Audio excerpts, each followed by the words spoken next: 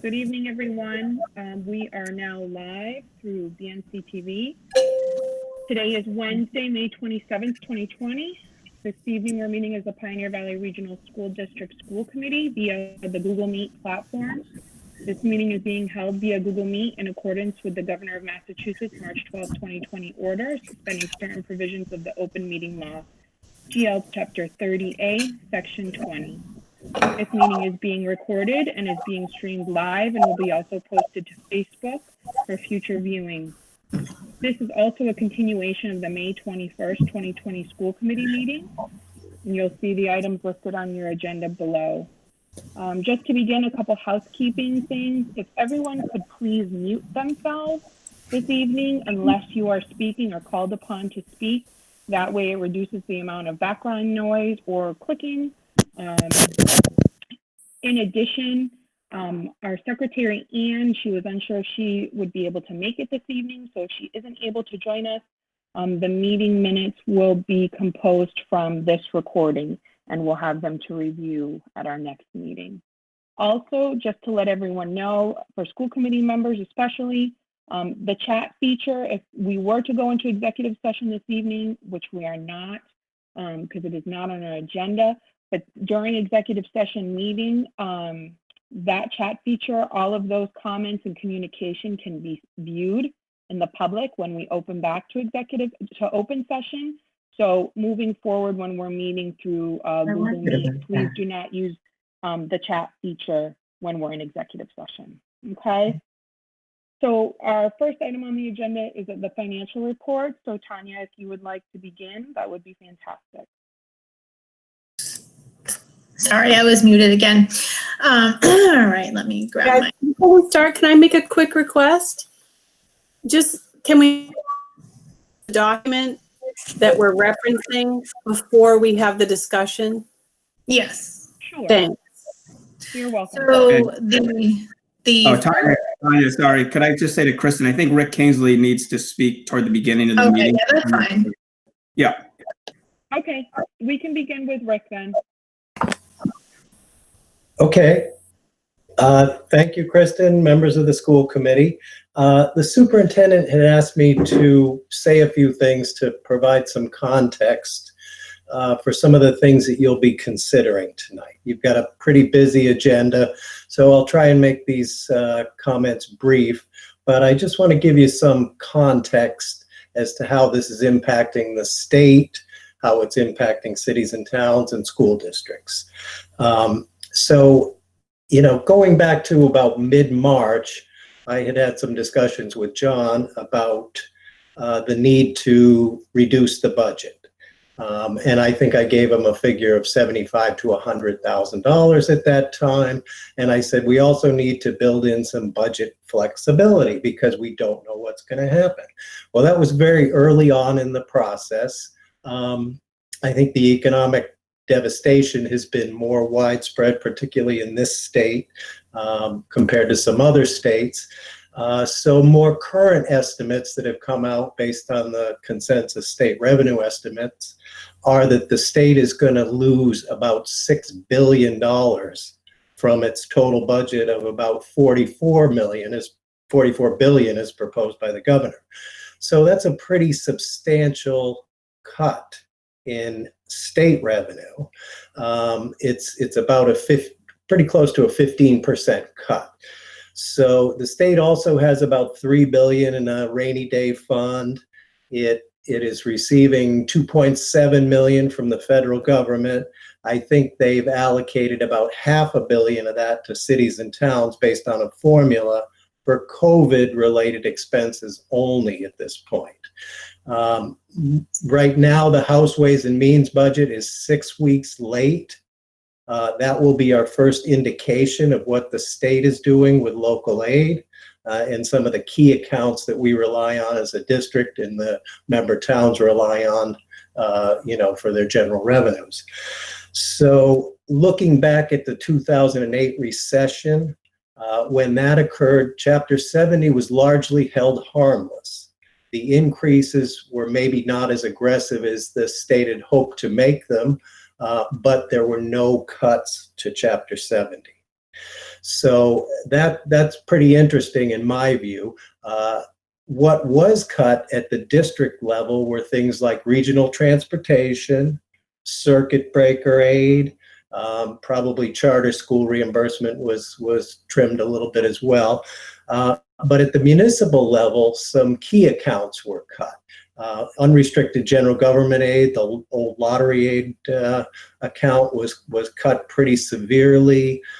Things like state-owned land was cut to some extent, not a great extent, but some. And if you rely on that, it could be a big hit. Some of the other municipal accounts that were cut was police career incentive.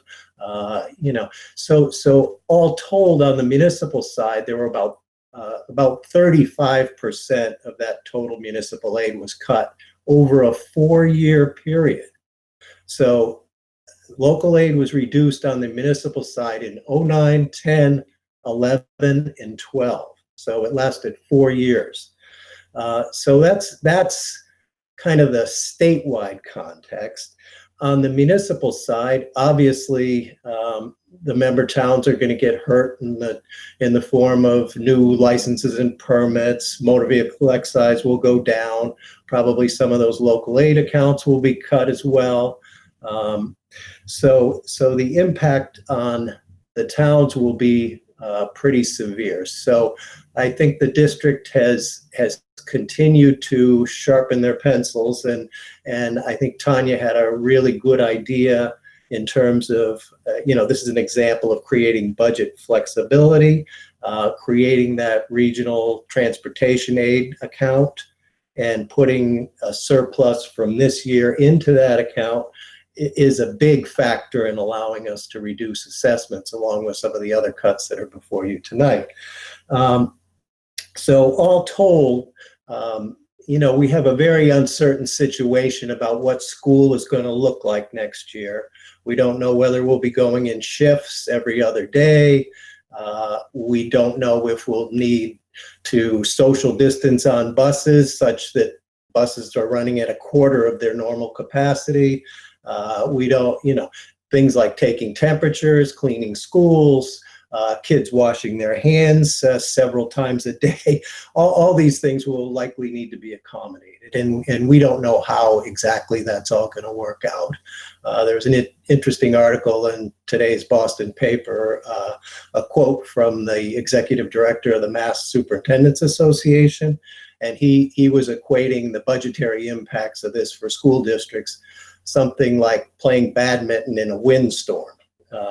It's very, very precarious, and nobody really has a good idea. So with that being said, I think what you have before you tonight in the form of amendments to the FY20 budget and further cuts to the 21 budget represent a good faith effort based on what we know now, which is not a lot, really. Some of this is based on past experience. Some of it is an attempt to be conservative, and there are other cuts that, result in fewer staff. So I think it's a good faith effort on the part of the administration. It's creative.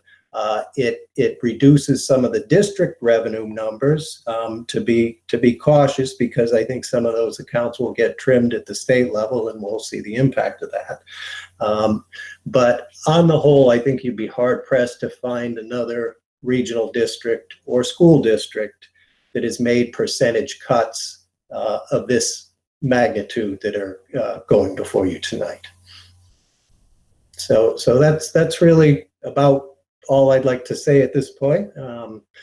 I wish you the best of luck. I know you have a long meeting ahead of you, so I'll shut up and let you proceed with your meeting. Thank you so much, Rick. We appreciate your time and ability to be here with us this evening. You're welcome. Thank you. Thank you. Take care. All right, Tanya.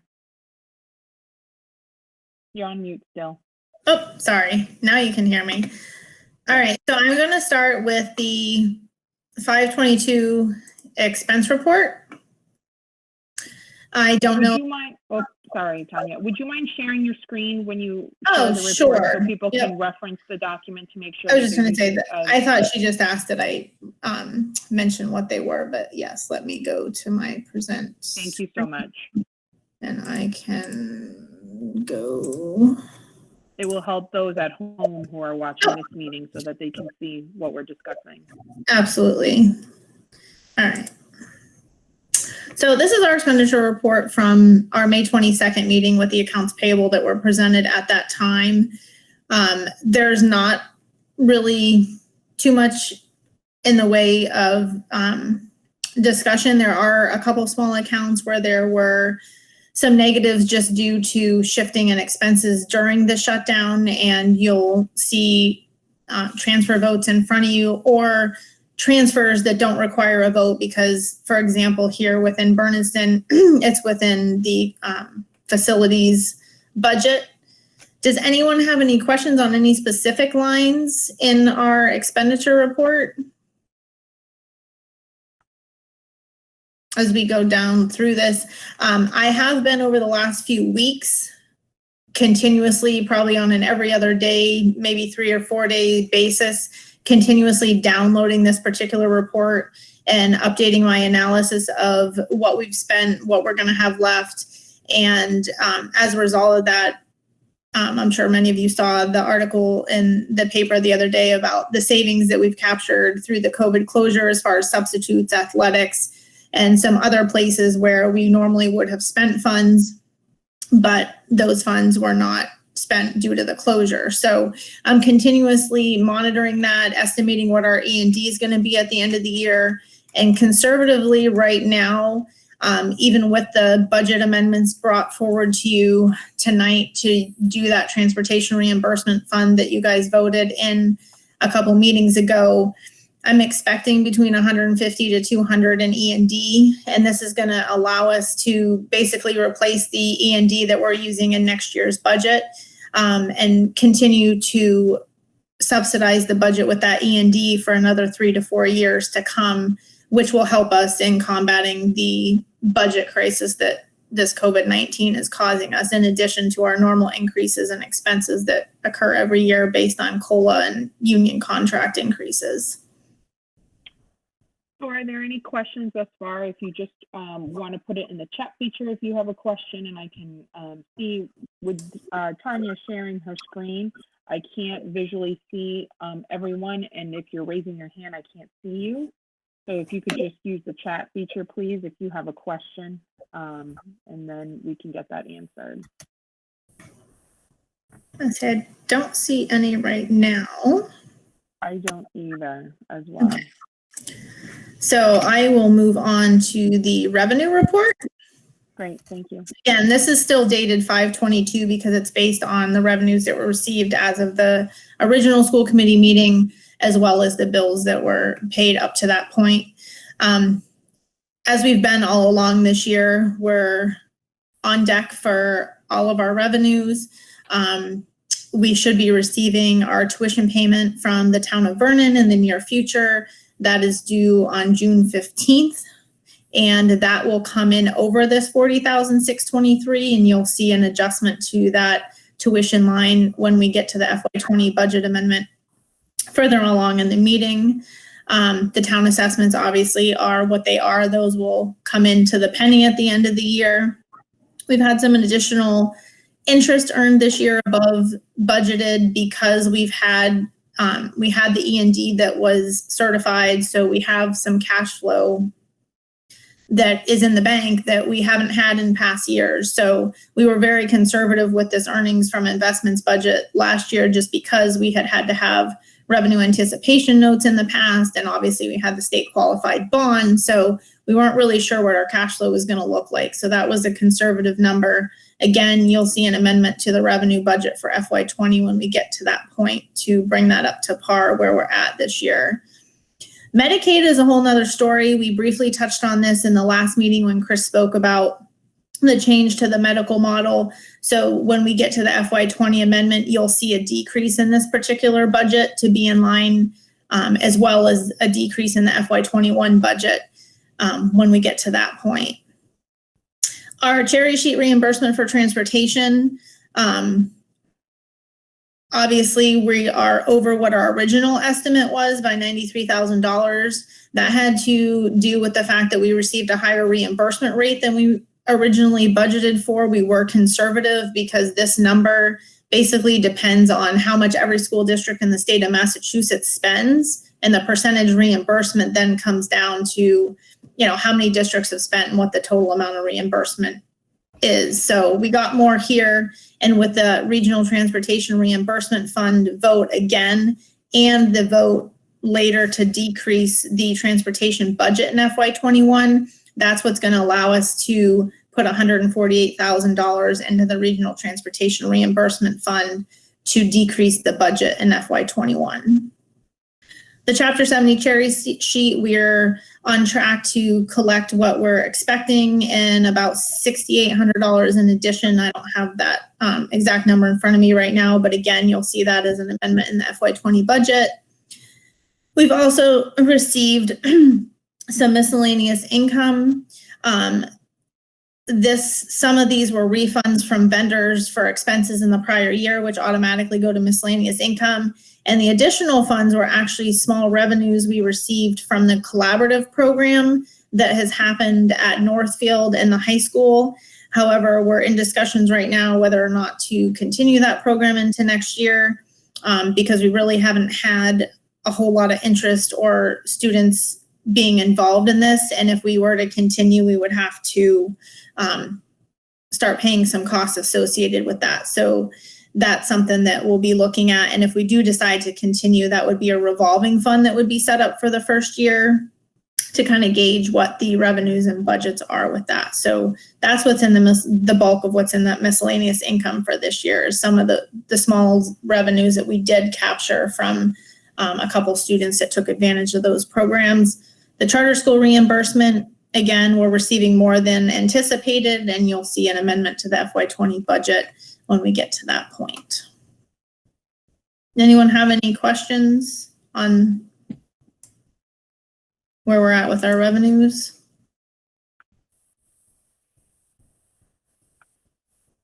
I don't use the chat feature, or feel free to speak up. I don't see anything in the chat, Tanya. All right. So moving on from the expenditure and revenues, you'll see there's a sheet in front of you. I had a question. Yep. Oh, okay. Go right ahead, Jeannie. Tanya, what about the COVID grant? Have we received any monies from that application yet? Oh, sorry, my computer is going crazy. So that grant is actually going to be for FY21. It is not for FY20. Oh, I know some schools did receive it this year. Right. So the amount that we're going to get is going to be a percentage of our Title I for FY20, but you have the option to apply for it in FY20 or FY21. And because the district's financial situation in FY20 has turned out fairly healthy for us, and we've been able to do these budget amendments, we felt that it was best to apply for those funds for FY21 to cover some of the unknown costs. And we'll be having there's webinars coming up. There's going to be administration meetings around what those funds are actually going to be used for. So we will apply for them for the FY21 school year. And those funds are received through a process that I follow every month to apply for basically payment requests for what we've spent of those grants. So it'll operate just like our other grants, our 240, our 262, and so forth, once that's applied for and accepted. But we're in the very early stages with that at this point in time. Now, you're talking about the same grant that I sent you Yes. email about, and you said that you were in the process of applying. Do we know approximately how much monies we're going to get from that? Yep. So it's 80% of our Title I funds for this year. So it's going to be roughly $60,000. Thank you. And like I said, we've got some webinars coming up that Ariel and I will both be attending. And then there'll be administration meetings coordinated to discuss the use of those funds and what we're going to need those for as the state puts out more guidance on what our school model is going to look like when we go back in the fall. Okay. Does that answer your question? Are there any other questions from members of the school committee regarding the items that Tanya just discussed? Okay. So I apologize because I just opened a ton of documents that I did not mean to open right now. So the next. David just posted a question. Are we anticipating lower transport reimbursement next year based on this year's savings? So yes, and that is in the FY21 budget model that you guys have in front of you tonight as well. That's already been taken into consideration, as well as a lower reimbursement percentage. Based on what Rick Kingsley just mentioned, that's one of the areas where particularly schools will see decreases because a number of our districts across the Commonwealth are base aid districts. So we won't see a decrease per se in our base Chapter 70 aid. We may see a decrease in that $30 per student reimbursement we get, but the transportation, we expect the percentage is not going to be 78 or 80%. We've brought that down to 72%, as well as decreased it for the $55,000 in savings that we were able to capture this year through the amended contract. Good, Dave?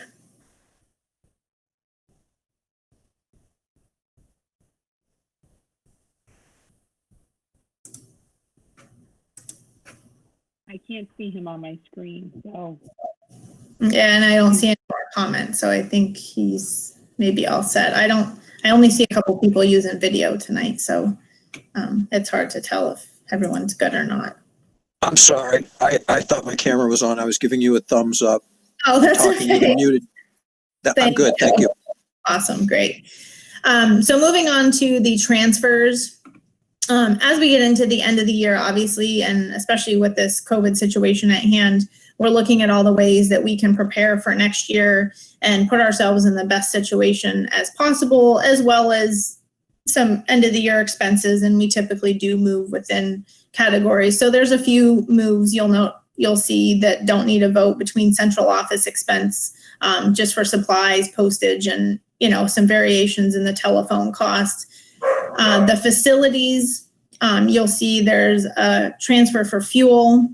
The last couple years, we have used less fuel at the Warwick building and needed a little bit more at Bernardston. So we've transferred that budget and the usage of that fuel at the end of the year. Hopefully with some of the energy efficient updates and maintenance items happening at Bernardston, their fuel costs will also go down, or fuel usage next year. And then we just had some additional water testing that happened once our new facilities manager came on board, and a change in vendor there. So there's a small transfer for that. At the bottom, you'll see a few lines pertaining to technology. I apologize, I didn't put the category in there, but the last 6 lines are all technology. And this is essentially moving the remaining funds that were left from the tech coordinator salary when Tyler was hired and John went to the teaching position. We had district tech annual renewal funds left. That is primarily from some savings we captured in our internet, as well as not. Tanya. Yep. I'm sorry to interrupt you. Jeannie's wondering if we could just enlarge the screen. I think I can zoom it. There you go. Thank you so much. Sorry. I'm so used to looking at this. But basically, at the end of the day, we are utilizing the funds that we have in our technology budget to put us in a position to prepare for one-to-one needs that are going to be very likely in the fall, even if we are back in the school buildings, to make sure that students aren't sharing devices and so forth. So Tyler is, working on a plan to try to speed up the process of getting us to a one-to-one ratio with our units for our students. So that's what this particular transfer is for. And the last one you'll see, and this will kind of flow through into the FY20 budget amendment and talking about decreasing our need for school choice funds this year.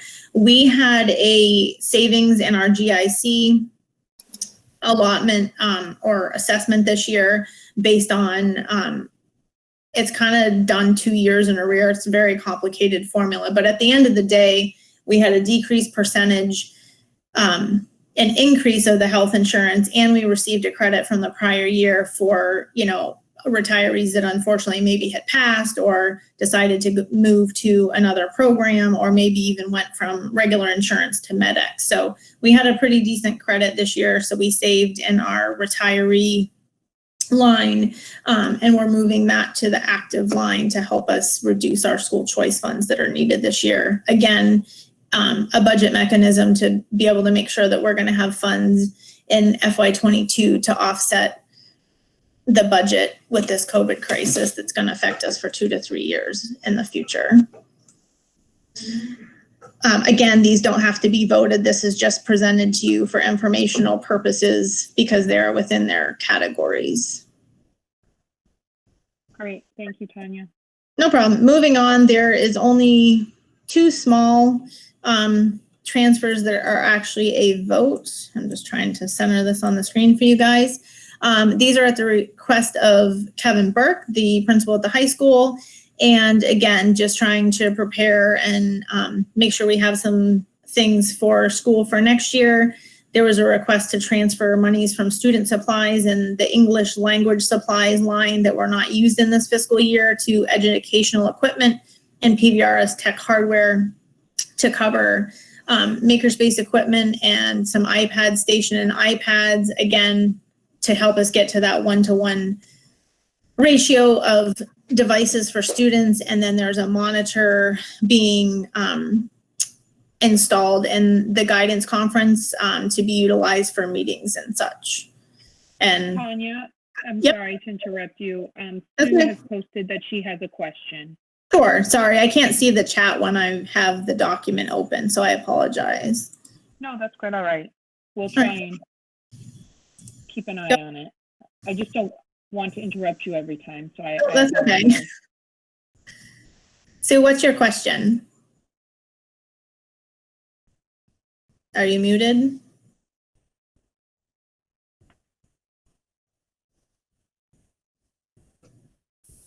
Okay. Can you hear me? I can. Okay, sorry about that. I couldn't get my unmute bar to pop up in the Yeah. screen share. Yeah, when you're looking at the chat, you have to hide the chat to get the unmute button. It's kind of it's tricky. Yeah, okay. So you may have mentioned it. I'm trying to follow along carefully. That's right. The lines in the previous document, the ones where you talked about all the tech stuff, Yep. the 3,000 and the 20,000 that are in parentheses. Yes. Can you just explain that? So what I did with the tech is because typically when you look at these transfers, they're directly from one line to another, but we're transferring from 4 lines to 2. So positive is where we're transferring from, and the negative is the accounts we're transferring to, and it just shows that it nets out to 0 at the end. Okay, great. Thank you. I know, I was trying to show that in a simplified way. So, and typically it is a 1-to-1, but where we're at year end, it kind of can get tricky because you're moving, maybe from 4 or 5 to 1. So, you're welcome. The vote ones obviously need a vote. So I just need you guys to vote for the transfers as presented totaling $5,612.06. If there's no further questions. So moved. That was Pat. Thank you, Pat. Is there a second? And just can you please state your name? Mike Townsley, second. Thank you, Mike. Is there any discussion?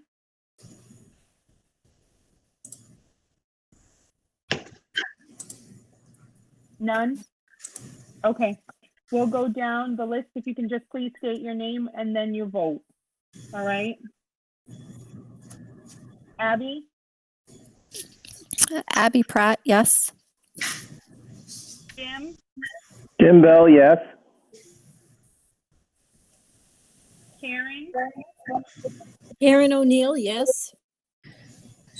Mike? Mike Townsley, yes. Sharon? Sharon Fontaine, yes. Seth? Seth Kratz, yes. Sue? Sue Ryder, yes. David, David Young, yes. Pat, Pat, yes. Jess, Jessica Marshall, yes. Jeannie, Julie Milton, yes. I can see through that. Kristen Gonzalez, yes. All right, so the motion passes. And I do see something in the chat from Jeff Marshall. In this era of pandemic with needs for distance learning, are there any grants or outside funding available for assisting technology needs? So right now, there's nothing that has come out, but there is funding in the CARES grants for the municipalities that have schools within them to fund technology needs for remote learning. But unfortunately for the regional school districts, there has not been a funding mechanism for this.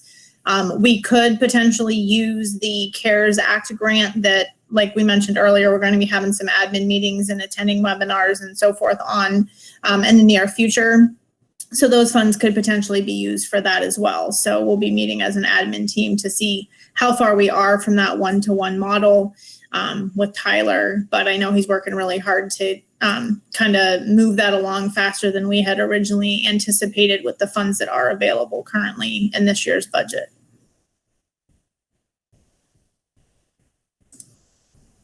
Sue also has a question. This is going back to revenue, sorry. In the revenue columns under transportation, I know Rick mentioned something about your idea for stashing savings on transportation from this year. Sorry, I can show my face too. I forget to do that when I'm talking. That's okay. Of 148,000. So Yes. I was looking back to the page that you referenced about revenue, where it shows, the revised budgeted 589.61, the voted 469.457, and then the proposed amended 393.491. Is that where you're showing that $148,000 in savings in transportation that we're seeing? Yes. So it's a twofold. So when you look at the revenue report that you have in front of you, it's 93. And when you add the amendment of the 55 for decreasing the expense and decreasing the expenditure, that then increases the surplus over budgeted to the 148,000. So the 93 and the 55 is where the 148 comes from. Okay, I'm looking at a document that says PVRSD FY20 amended budget 52720 revenues. Am I on the same document as you? So the revenue report for the school committee meeting that happened for where we're actually at right now is the 522 revenue report. And if you, we've collected against our current budgeted amount of 469, we're $93,000 ahead of the ball. And when you 55,000 in savings that we did not spend due to the amended transportation contract, that's what basically what the FY20 budget is being amended for, so that we can capture the full 148 excess in the regional transportation reimbursement fund. Okay, because this one, when I compare across there, it looks like 187,470, but then there's a number 75,966 next to that. Okay. So when we get to the FY20 budget, when I go through that, it'll probably make more sense. But essentially, at the end of the day, our expense decreased by 55,000. So our transportation revenue also decreased. So we can touch base more on that. Okay. I have that document in front of me. Are there any other questions before we move on?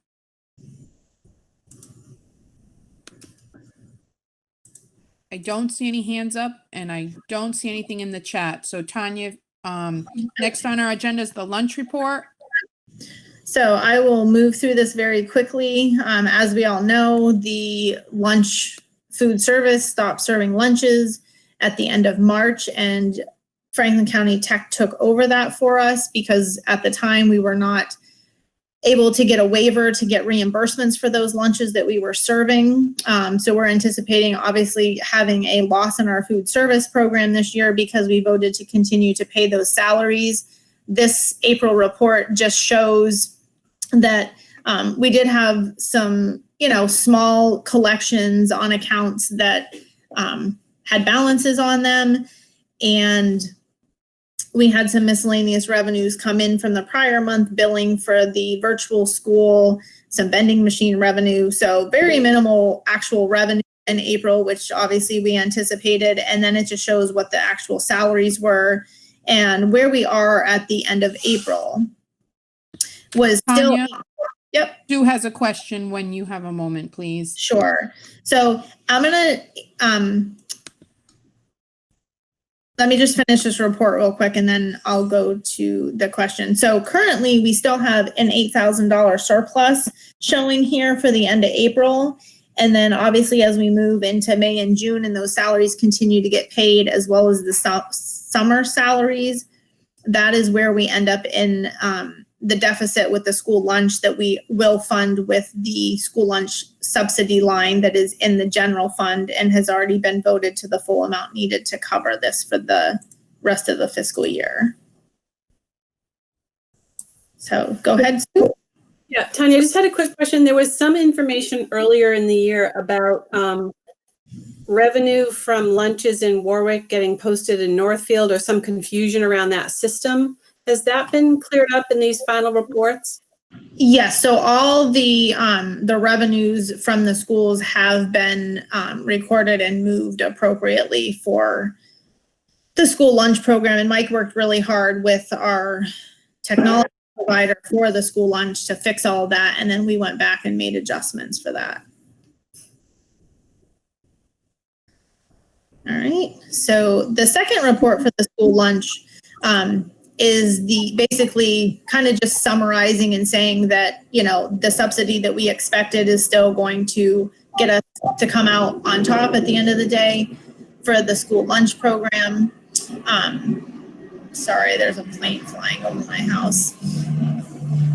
We live very close to the airport. Even when I'm inside, they're loud. Anyways, so the current calculated surplus or deficit, our ending fund balance, and then you can see our salaries that are remaining for the rest of the school year, expenses that are still going to be there. The $52,000 is what the subsidy will be from the general fund, and that has already been funded through the original budget and a transfer vote that happened at the last meeting.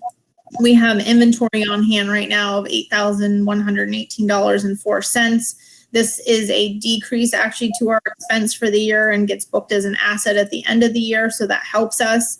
And then we have some kids that, had positive balances that they paid in advance for lunches. So that's technically unearned revenue. So that there's adjustments that have to be done at the end of the year for that, as well as students that owe money. So at the end, we're still going to be $576, so to speak, in the black, but we won't actually do the subsidy journal entry until the year is closed and we know the exact number. So whatever doesn't need to be transferred to bring the fund balance of the school lunch to zero will stay in the general fund in that particular subsidy line. Tanya, Jeannie has a question. Go ahead, Sure. Jeannie. Tanya, on the $8,000 plus that's available because of supplies that we still have, I'm not using the right terminology there, but, inventory. Yep. And does that reflect any perishable items? So we do not have any perishable items in the school. This is all freezer items and items that Michael's been able to secure through our USDA program and have delivered at the schools, or through our regular purchasing that we had done that are still in the freezer. So there's no perishables. There was very minimal because when we were serving lunches for those 2 weeks, we were trying to use up all the perishable inventory that we had at the school. There was a very small amount, I believe, that ended up donated to Franklin County Tech when we stopped serving lunches since they were serving our students. Okay, now, and freezer items, they must have expiration dates, though.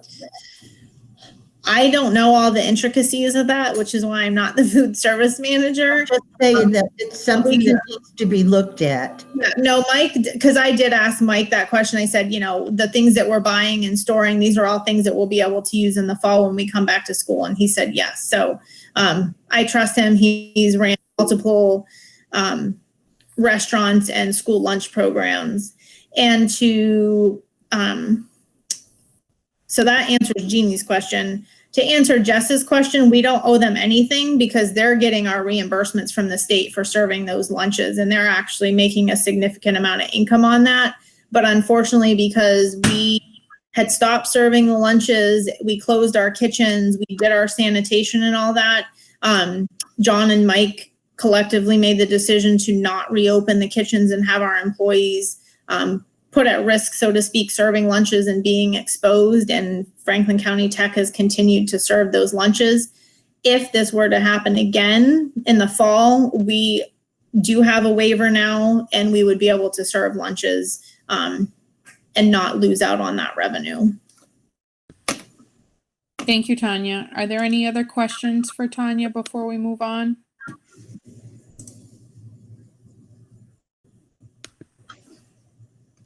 It doesn't appear so, Tanya. Yeah, and the signing of the warrants shouldn't still be on here because you guys actually did that. No, with that one's all set. I didn't catch that when she revised the agenda. I apologize.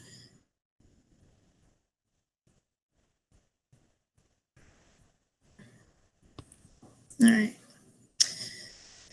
So let me just get my budget documents in front of me now. Can you just give us a heads up what document to look for? Yeah, that's what I was just getting mine organized because I have all of them in PDF form. So I think it's easier to start with the entire amended budget and then go to the support documents for the revenue, insurance, and transportation to speak specifically to those lines, if that works for everybody. Kristen, are you good with that? Yeah, that's fine. I don't see anyone objecting. What's the header on that? How do we know we have the right document? I'll get it for you in just a second. And I'm going to share my screen again too. Like I said, I was just organizing my documents so that I had them in order to present. So it's the PVRSD FY20 amended budget 52720. Can you just increase the font size, Tanya, Yep. please? Thanks. Yes. Thank you. All right. So, Sue, I think you actually, when you brought up the fact that we are that $75,966 that is a change from FY19 real quick, just to answer your question while we have this open, 20,805 of that is already in the 93,000 that's presented because we've already collected that. Okay. But we're amending the budget down further so that we can capture both the savings from the transportation contract amendment as well as that $20,805 that we received in FY20 that was an additional FY19 supplement. Because the way that the school committee voted the regional transportation fund was such that we can deposit excess reimbursements over the budgeted amount into that. So this allows us to maximize the decrease, the savings in the budget next year based on our revenues this year. Okay, so the two things to the right of that 75966 add up to the 75966. Correct. Yep. Yeah. But the 2805 is already in the 93 from that we're showing collecting over. So it's just the 93 and the 55 that will essentially be over at the end of the day. So we received, to do the math, we received we're revising the budget to the 393,491, and we received, off the top of my head, I think it was 541,766. Yes, I got it right. Which gives us, and I'm sure you can see my calculator, that's where the 148 comes from. So it's what we've collected, minus what we're amending our budget to.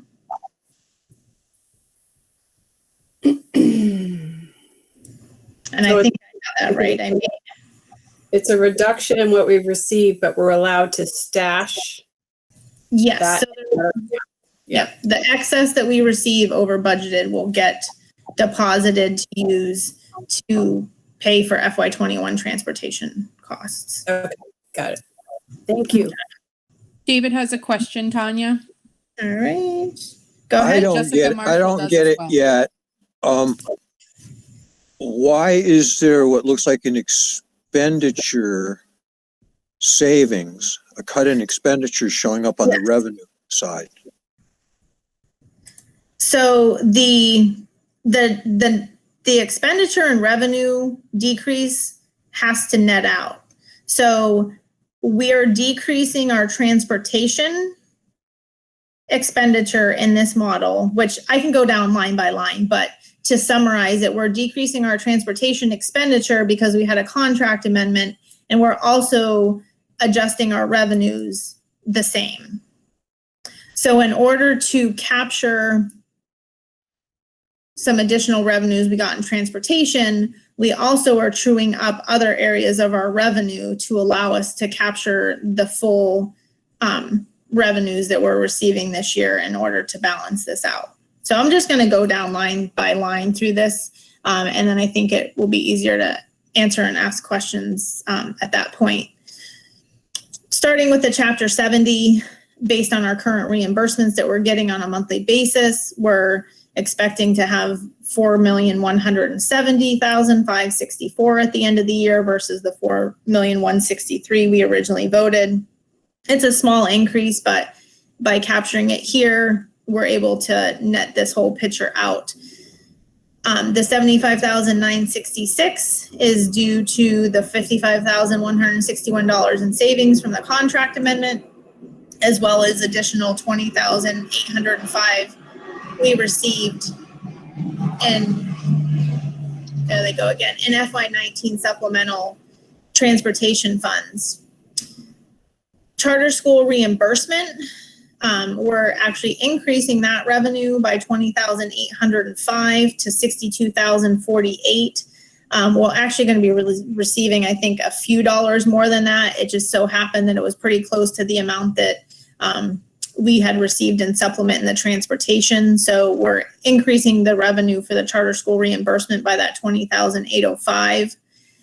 Our Medicaid, this is the place where I said you would see where you had seen monies that we were still expecting from Medicaid to be received through the end of the year. We're not going to be receiving $37,000 in Medicaid. We've only got about $1,500 to $2,000 that we're still expected to be receiving. So we're decreasing the Medicaid reimbursement budget here by $36,822, which is again another reason why we had to capture some of these increases in other revenue areas.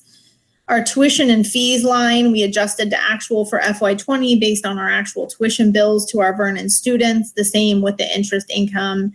Our other revenue, when I did this, we hadn't received another payment from the school district that's paying for the collaborative. So at the time that this was done, we had only received $8,900 in other revenues. Currently it's about $12,000. So by amending the budget to this, we'll actually have a few $1,000s over revenue still that will close out to E&D at the end of the year. Moving down to expenses, you'll see a comment here that I'll cover when I show the insurance and benefits summary. I'm going to be asking you guys to vote to decrease the amount of school choice that we're using to $330,331. There's no net budget change because we're decreasing the expense, but we're also decreasing the school choice offset. And then the main purpose of this is the fact that we're saving the $55,000 due to our contract amendment with Kosmeskis for the months that school has been closed. Does anyone have any questions on the summary before I move on to the revenues, the insurance, and the transportation backup? I don't see anyone with their hand up, Tanya, and I don't see anything in the chat. Okay. I will just show the revenue sheet just so you guys can see that my backup essentially matches and ties out to the summary that we're showing here with the change of the 55,161. And I've already explained each one of those lines thoroughly, so I don't think there's any more information, but this was just provided as backup for you guys. The second piece, and I'm going to do my best to enlarge these because I know it's hard for you guys to see on your screens. The insurance and benefits budget. The reason that we are, not only did we save money on the retiree that we're transferring over to this budget, but we also, as I spoke in the last meeting, we pay, essentially when we pay July to June, we're paying August to July. And in order to get in line with the fiscal year payment model where we're actually paying July to June, each July to June, we are only going to pay 11 months worth of health insurance this year. And that is what's providing about half of the savings. The other half of the savings is our savings from, like I said, the retiree, and then a few of the budgeted additional plans that we budget for people that come on and off the plan throughout the year with new employees and so forth. So with that being said, the vote that has to happen here specifically is a decrease to only use $330.84 of school choice funds to offset the insurance and benefits budget. This vote typically wouldn't need to happen, but because we are under financial oversight, if we say we're going to put $600,000 or $590,000 into school choice of these expenses, we have to abide by that. So we need, in order to capture those funds and be able to carry some school choice money forward, we have to take the vote specifically to decrease the subsidy from school choice for FY20. And then the transportation is fairly straightforward. Our 11 buses, what they ended up coming out to, and the net expenditure after our savings. So we saved $55,000 on our transportation this year. It's not huge, but it's a savings. And again, in addition to the excess reimbursement that we would have already been able to capture, it allows us to capture a little bit more to help decrease the assessments in the FY21 budget. Does anyone have any questions before you guys? Oh, looks like David and... Those questions are old. Oh, those are old. Okay. Yeah. I just saw that. You The answered chat those again. here. All right. I don't see any questions as it pertains to the documents that you just reviewed in the chat. I don't know if anybody has any questions. Feel free to unmute yourself and ask them if anyone does have questions at this moment. And if you guys don't... This is Jess. I have a question. It's not exactly about this, but I'm wondering with the new, hopefully with Christy Fontaine coming on, I'm wondering if anybody asked her about her experiences with paid reimbursement. Sorry, that's my dog. If she had any experience in her other district with how they were managing that, or if she had any insight into using a medical model. I know I didn't ask her that. Yeah, so it's not specifically that it's one district or another. It's districts Commonwealth-wide that are going to be seeing significant decreases in this. And Chris McGuire actually, I think, is on the call. I know sometimes she has spotty service, but she can re-review that again. I know she's been in multiple meetings with multiple SPED directors across the state in the last couple of weeks specifically about this, because our staff, their licenses don't allow them to do this medical model that the Medicaid is asking for. But like she mentioned, if we have a student who needs to receive OT or PT at their home because they broke their leg, they sprained an ankle, they broke their arm, whatever, those would be reimbursable. Outside of that, we get an administrative reimbursement for the services we do provide at the school that aren't specifically following this medical model that has been newly implemented by the feds. So it's not just us, it's nationwide. This is not a local issue. Chris, do you want to speak to that? Chris McGuire? Yes. Can you hear me? Yes. Yeah. Tanya just gave a very good explanation of everything that I've already said. It's not just our district. All the districts are doing the same thing. And we got out of it last year, but many of them are considering getting out of it this year because it's not worth the small amount of money you get from it. So, Thank you. you're welcome.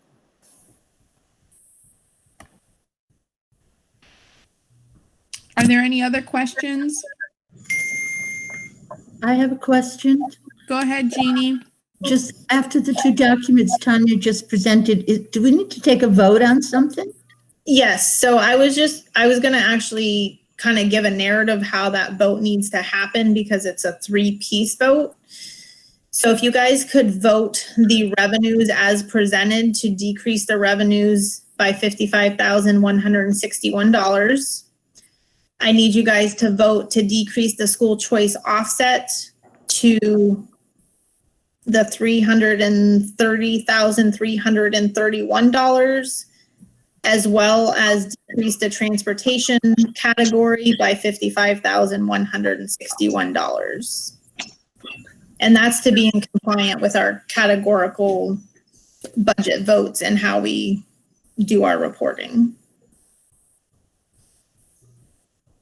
So why don't we begin with the revenues as presented, Tanya? So if you could just restate that figure and we'll begin with, we'll do 3 votes for each item. Okay, so we're voting to reduce the revenue by $55,161 for the FY20 budget. Mike Townsley moves to accept that as presented. Thank you. Is there a second? Sharon Fontaine, second. Perfect. Thank you, Sharon. Is there any discussion?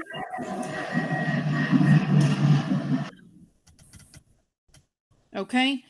I do not see any hands and I do not see anything in the chat. So we'll begin with the votes. Abby? Abby Pratt, yes. Okay. Jim? Jim Bell, yes. Aaron?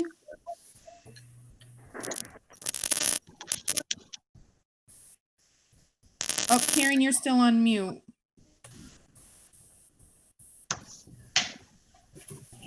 Thank you. Karen O'Neill, yes.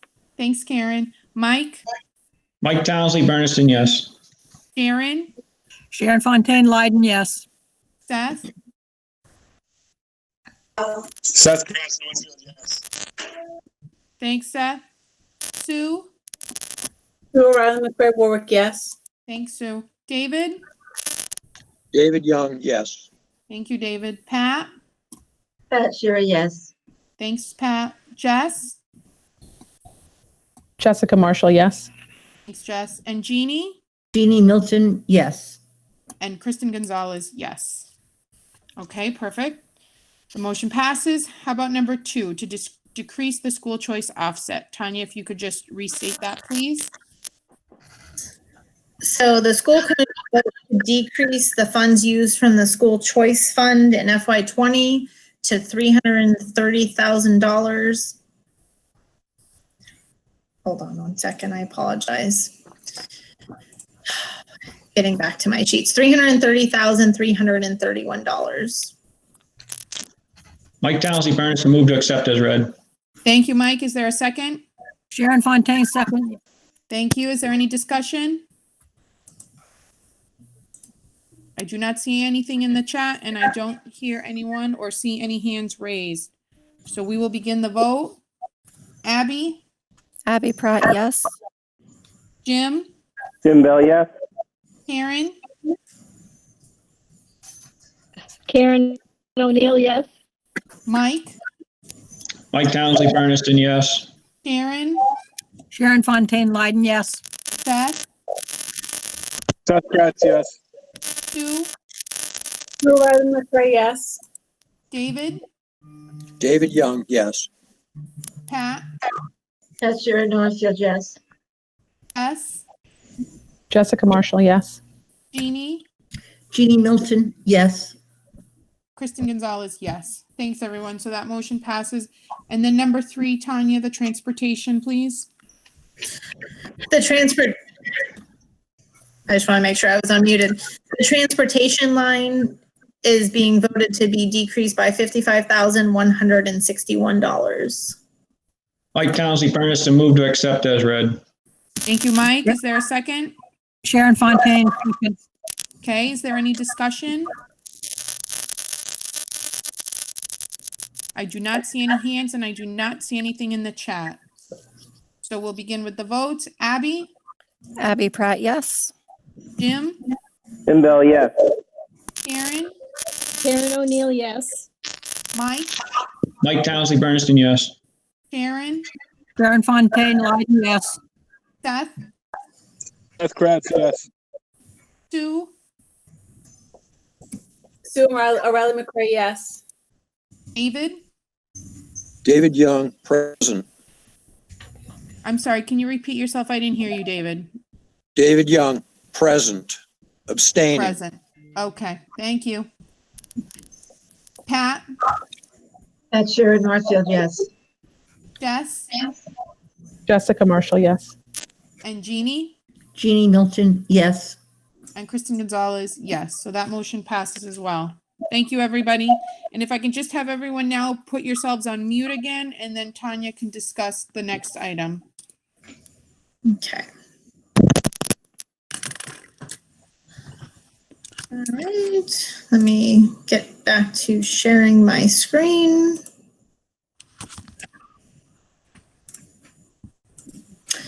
So the next item on our agenda is our FY21 budget. And I don't know if we want to go in the same order with this particular budget, or if we want to review the backup sheets that support the cuts first and have those discussions and then show it in summary. Why don't we do that? Mike is actually stating he has a question. So Mike. Yes, I'd like to have the backup documentation presented first instead of going through the document that you had up there, just so we can have a discussion on where we're going. Yep. Thank you. And that's fine. I just wanted to get a feel for how we wanted this presented. So thanks, Mike. Thank you, Tanya. So with that, I'm going to start with the FY21 budget cuts updated for today's date. And I'm going to go down through these and give the explanations of how it was brought to the table, if it was a change from our original proposal that was brought forward. And you can see that the items that are in bold italics are a change from the original recommendations that were made by the budget subcommittee to bring forward back on April 9th. So Tanya? Yep. Mike also has a question. So when you have a moment, please. Sure. So I'm just going to ask that if you guys can let me go through these, and then we can go back and ask questions, and the school committee can discuss the items and vote on them, I suppose. I don't know if there's going to be a separate vote to be taken on each set, or if there's just going to be discussion and a vote on the budget as a whole. All right, why don't we begin with your presentation, Tanya, okay? And the backup sheet. Did Mike still have a question or no?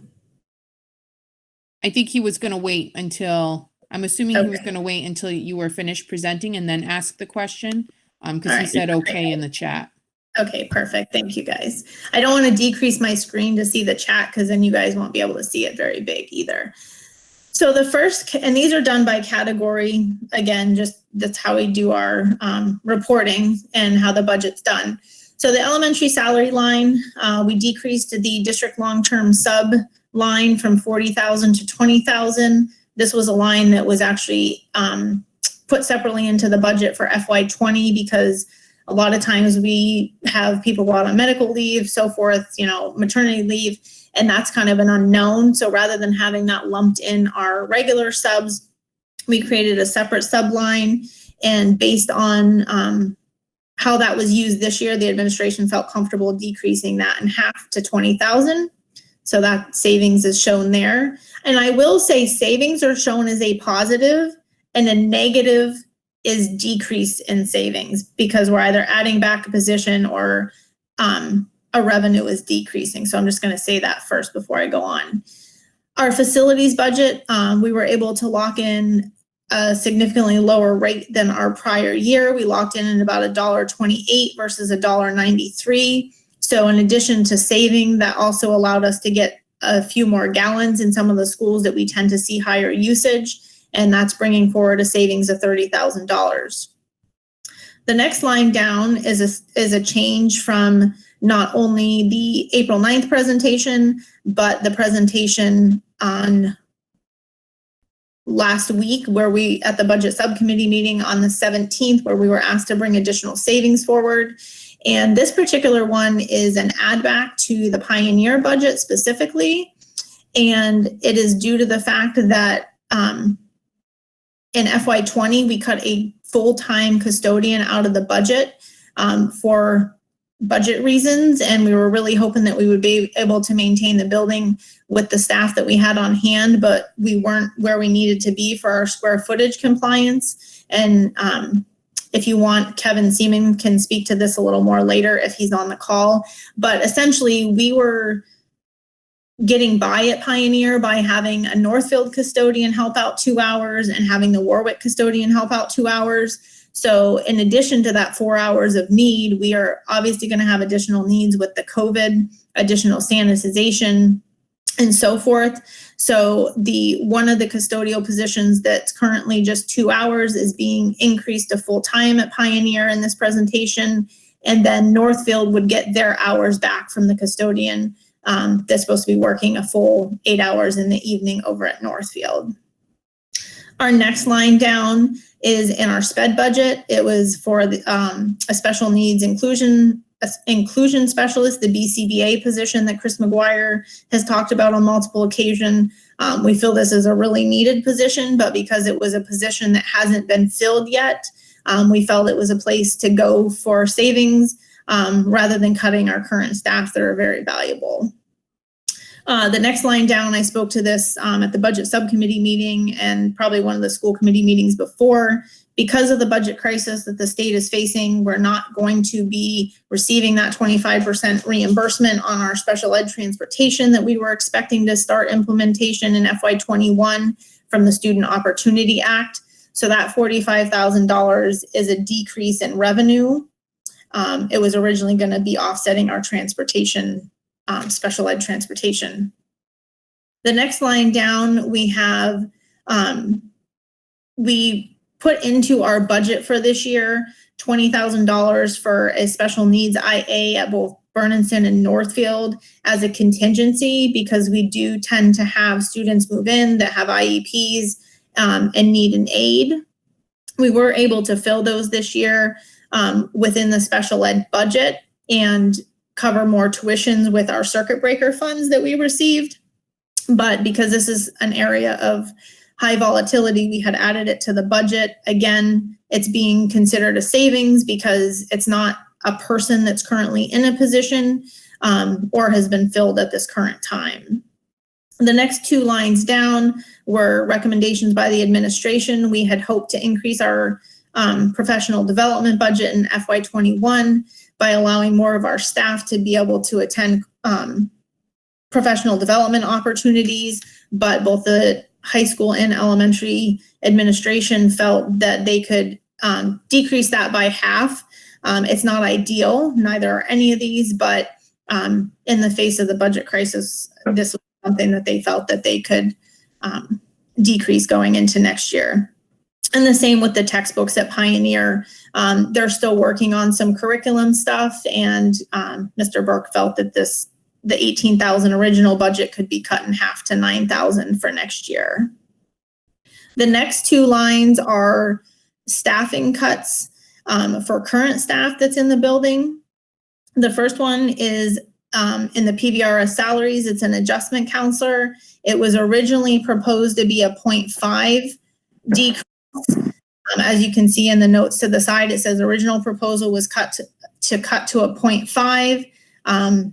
And as an additional result of the 5/19 budget subcommittee meeting to bring more cuts to the table, this was brought to a full-time position cut, which totaled $71,021.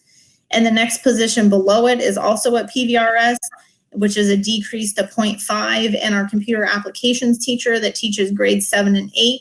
He also services and runs some of the virtual high school classes. It does provide us a small discount, but Kevin has expressed that it doesn't save us as much as it necessarily costs us. So that was a recommendation that was brought forward by the administration. The second line down is the transportation line that we've been talking about. So the Regional Transportation Reimbursement Fund to capture excess reimbursement and savings from FY20. The next line down is a decrease in our transportation revenue reimbursement, which David had questioned earlier. So this decrease reflects a 72% reimbursement rate, as well as what our expenses were, our actual expenses were for FY20. So that has been captured within that decrease in revenue. The tuition revenue adjustment, we've gotten 2 additional Vernon students that have signed up for next year, and the school committee also voted on an increase in tuition rate based on the Vermont allowed tuition rate for next year of $16,200. So our tuition revenue can be adjusted up by $51,300.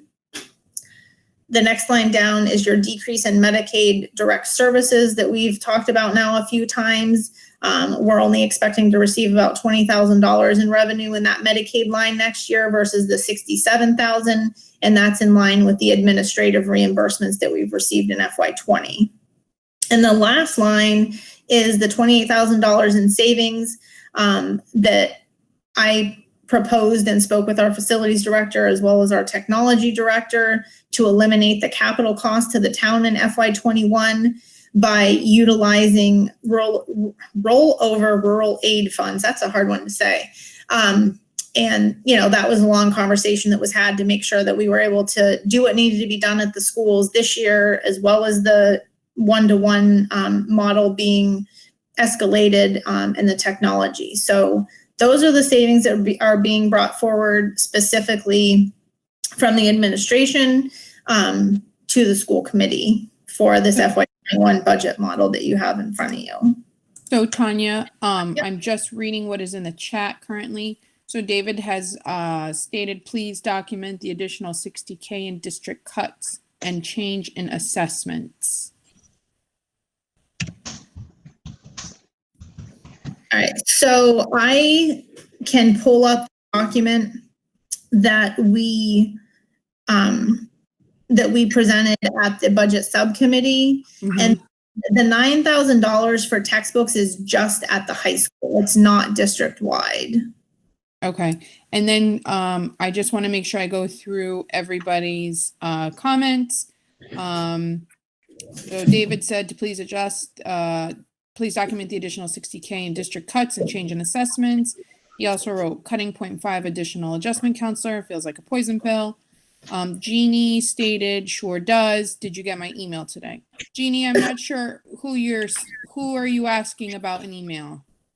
I sent an email out to the whole school committee today, and it was documentation that I took from an April 29th, 2020 release by the Federation of Teachers, stating that more than ever, more counseling is going to be needed on all levels of schools. Students are going to be coming back when they do come back, and if we listen to Ruth Pody, it's going to be in and out all year. But students are going to be coming back with a lot more emotional, social issues, and the adjustment counselor is definitely needed. And if it's an adjustment counselor who can make diagnosis, that's even better. It will get that student the help they need a lot further. So, Jeannie, I'm sorry to interrupt you for 1 second. Did you send that to the full committee today? Because I thought I did. I did not get any emails from you today. All right, I can go back and revisit that when I'm done talking. Thank you. That way everyone has the email so that we can reference what you're speaking to. Did anyone get it? I didn't. Okay, I will redo it. Thank you. But Jim got it. Jim, you did get it. I did. Okay. I will resend it to everyone. Thank you. So I'm appalled that we're revisiting cutting the adjustment counselor position out. I received emails from both of the current guidance counselors who don't feel right now that they have enough training and enough background to sufficiently help students with social emotional issues. And this is another reason that it's imperative that we hold on to a school adjustment counselor. Jeannie, so you just stated that you got emails from both counselors? Yes. Okay, thank you. So there's another question. Let's see. Mike, so Mike has a question, then Jess, then Pat. I'm not sure what your question marks mean. And then Sue would like to hear from the superintendent about the rationale behind the adjustment counselor position. Pat, she also stated nope. And then Sue stated that she got Jeannie's email. So why don't we begin with Mike, then Pat. Can I ask a question real quick? Can we go back to answer David's question about the 60K since last meeting, or do we want to take that after the other people's questions? Because I have the original savings model that was presented previously and the new savings model. Okay, why don't we go to Mike, and then it seems like a lot of people have questions, and then we'll reference that document, Tanya, okay? Thank you. All right, go ahead, Mike. Okay, I have a couple questions. First off is the custodial salary, the negative 27,253 that's on this document. All you basically did was take and put the 27,000 back into the savings on Warwick closure on the facilities line, and moved it over to this, which I don't think is right. That's not what we're looking for. I understand there's going to be some changes in the fall, but we don't even know what those changes are going to be. I think we're spending money on some of these things way ahead of where we should be. Second, no, hold on, let me finish. Second, so you can answer both of these at the same time, I guess. So second, back when we closed Leiden Elementary, we had a projected savings of $188,544. That was on the document that was stated budget adjustment proposal pending commissioner's approval of Pearl Road's closure. One of the items that was put back in there because we were projecting possible sixth grade move up was the $50,000 for DINA students. I would like to see the DINA students be put on to this budget cuts document under the category line for PVRS admin and reduce that position, because originally it was reduced and we brought it back, and we brought Leiden savings from $188,544 down to $47,244. And it's similar to what we're doing to Warwick. We need to make sure that we're doing the right things and not moving these numbers around and creating smoke and mirrors. That's not what we're here to do. So also, let's see, I had another thing I wanted to bring up. So with the dean, it wasn't because the sixth grade didn't move up and they're not coming in this fall. That's a savings that can be seen with a school with less than 300 kids in it. And also with the line with Warwick, I don't think that's a very smart move to project a savings of $148,423 for Warwick by putting in stuff and then taking it off or adding it back in someplace else. So I want to talk to the custodian line, because John and I actually originally had this conversation, and I was trying to figure out a way to present it right the first go around, because even if Warwick was to stay open, Pioneer needs another full-time custodian regardless. That was cut from the budget last year. That was not cut last year. We cut you had a position that was going to retire and the person did not leave. That's the fact. But we had this discussion already. So we cut it from the budget because someone was going to retire, and we felt that we could cut that from the budget and try to utilize the staff that we had. It was completely against the recommendation of the facilities manager at the time. So we've utilized 4 hours of time from the Warwick custodian, which we did because we knew we had a need at Pioneer, because of the cut in staff, in addition to trying to save the Warwick budget in FY20, as well as using 2 hours of the Northfield custodian. So if Warwick were to have stayed open, we would have needed to, especially with this COVID stuff going on, we would have had to hire the part-time custodian at Warwick and restore the pioneer position. But when we presented this last week, I was trying to show what we had originally said we were cutting or whatever, and then things that had changed in the Warwick model. But the reality of it is that custodian would be needed whether Warwick closed or not. And I can let John and Kevin Seaman speak to that further. Okay. Next question that we have, because we do have several people who are asking questions. So Pat, you had typed in the chat question marks. Do you have a question or you wanted to follow up on something?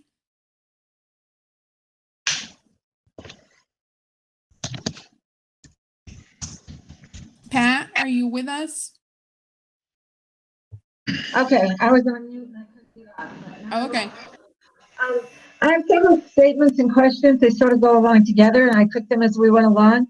When Rick Kingsley was talking, he said that he saw no other district within the state who had made cuts as severely as ours. I'm not sure that that's anything to be proud of.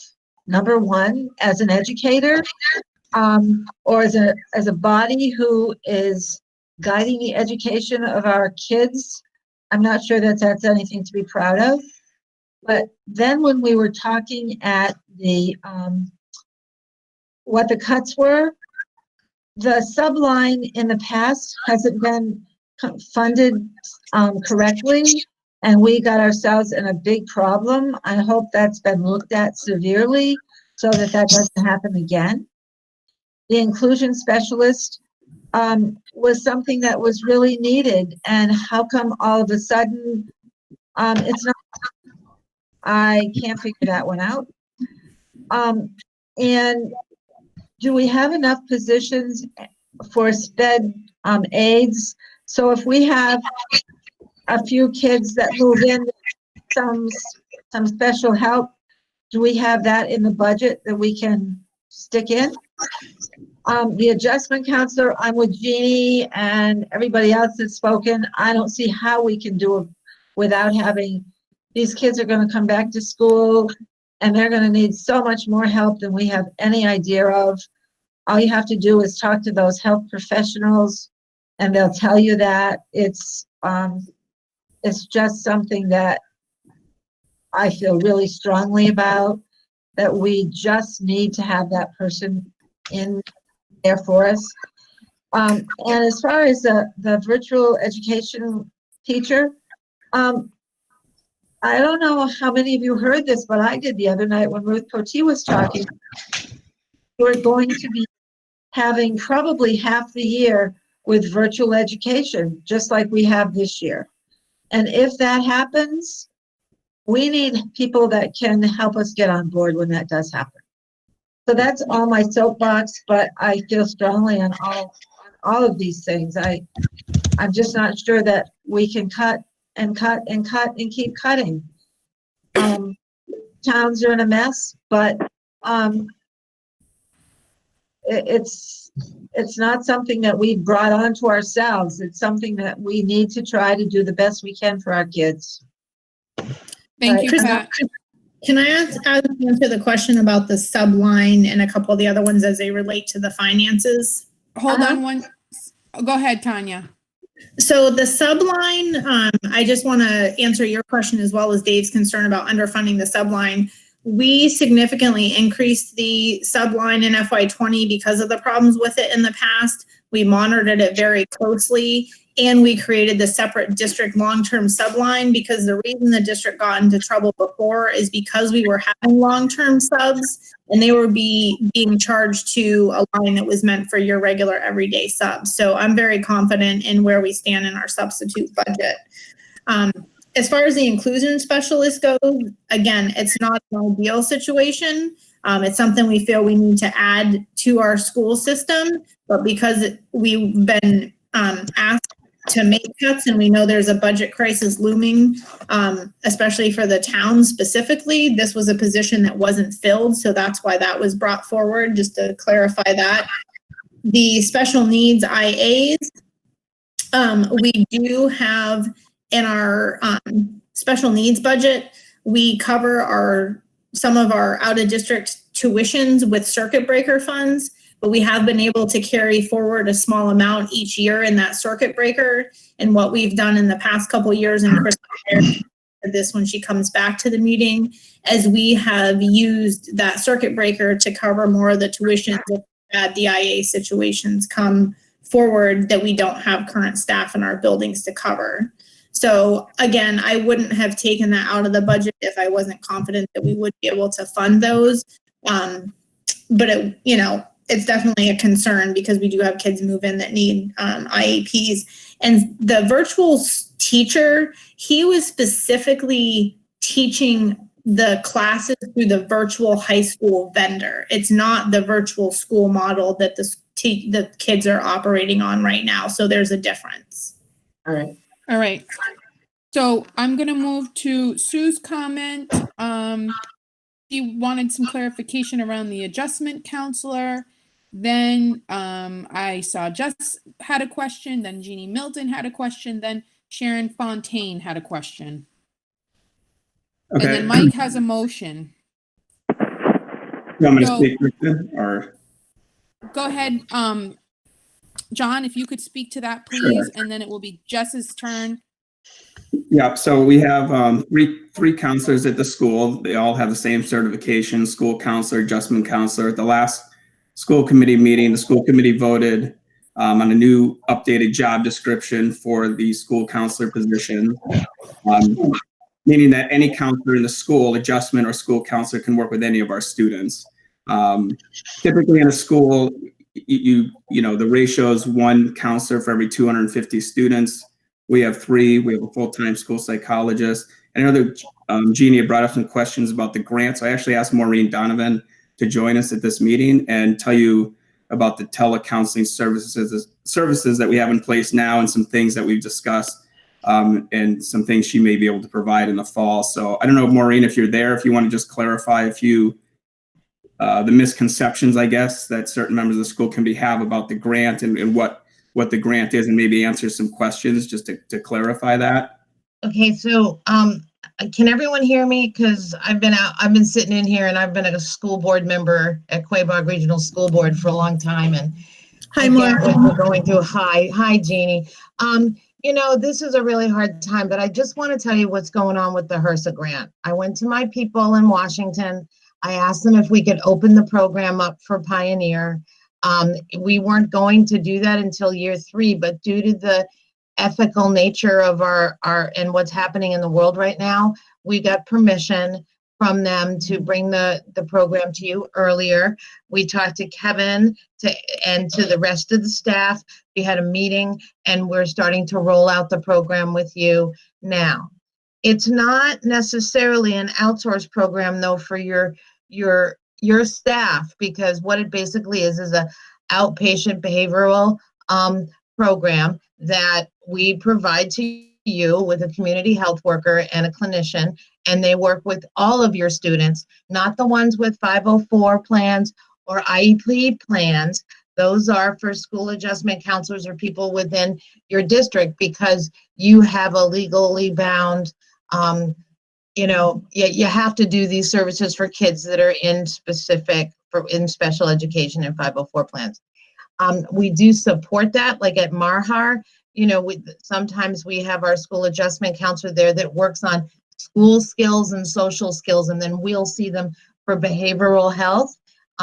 So, you know, that's kind of how we manage it there. Right now, we received 3 referrals from Pioneer. 2 of them have come through. But it's only been a couple weeks, so, you know, I'm not being judgy, but I'm just saying that we haven't got a lot because everyone's scattered to the winds right now, and that's a little different for us too.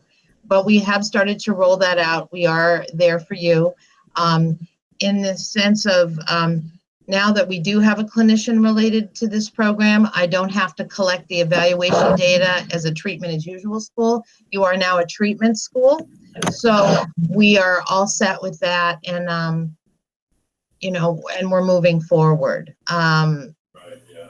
You know, so I don't know what else to say to you, but I am going to say that, you know, having the clinician is going to be helpful to you, but I don't know how that's going to work on your end.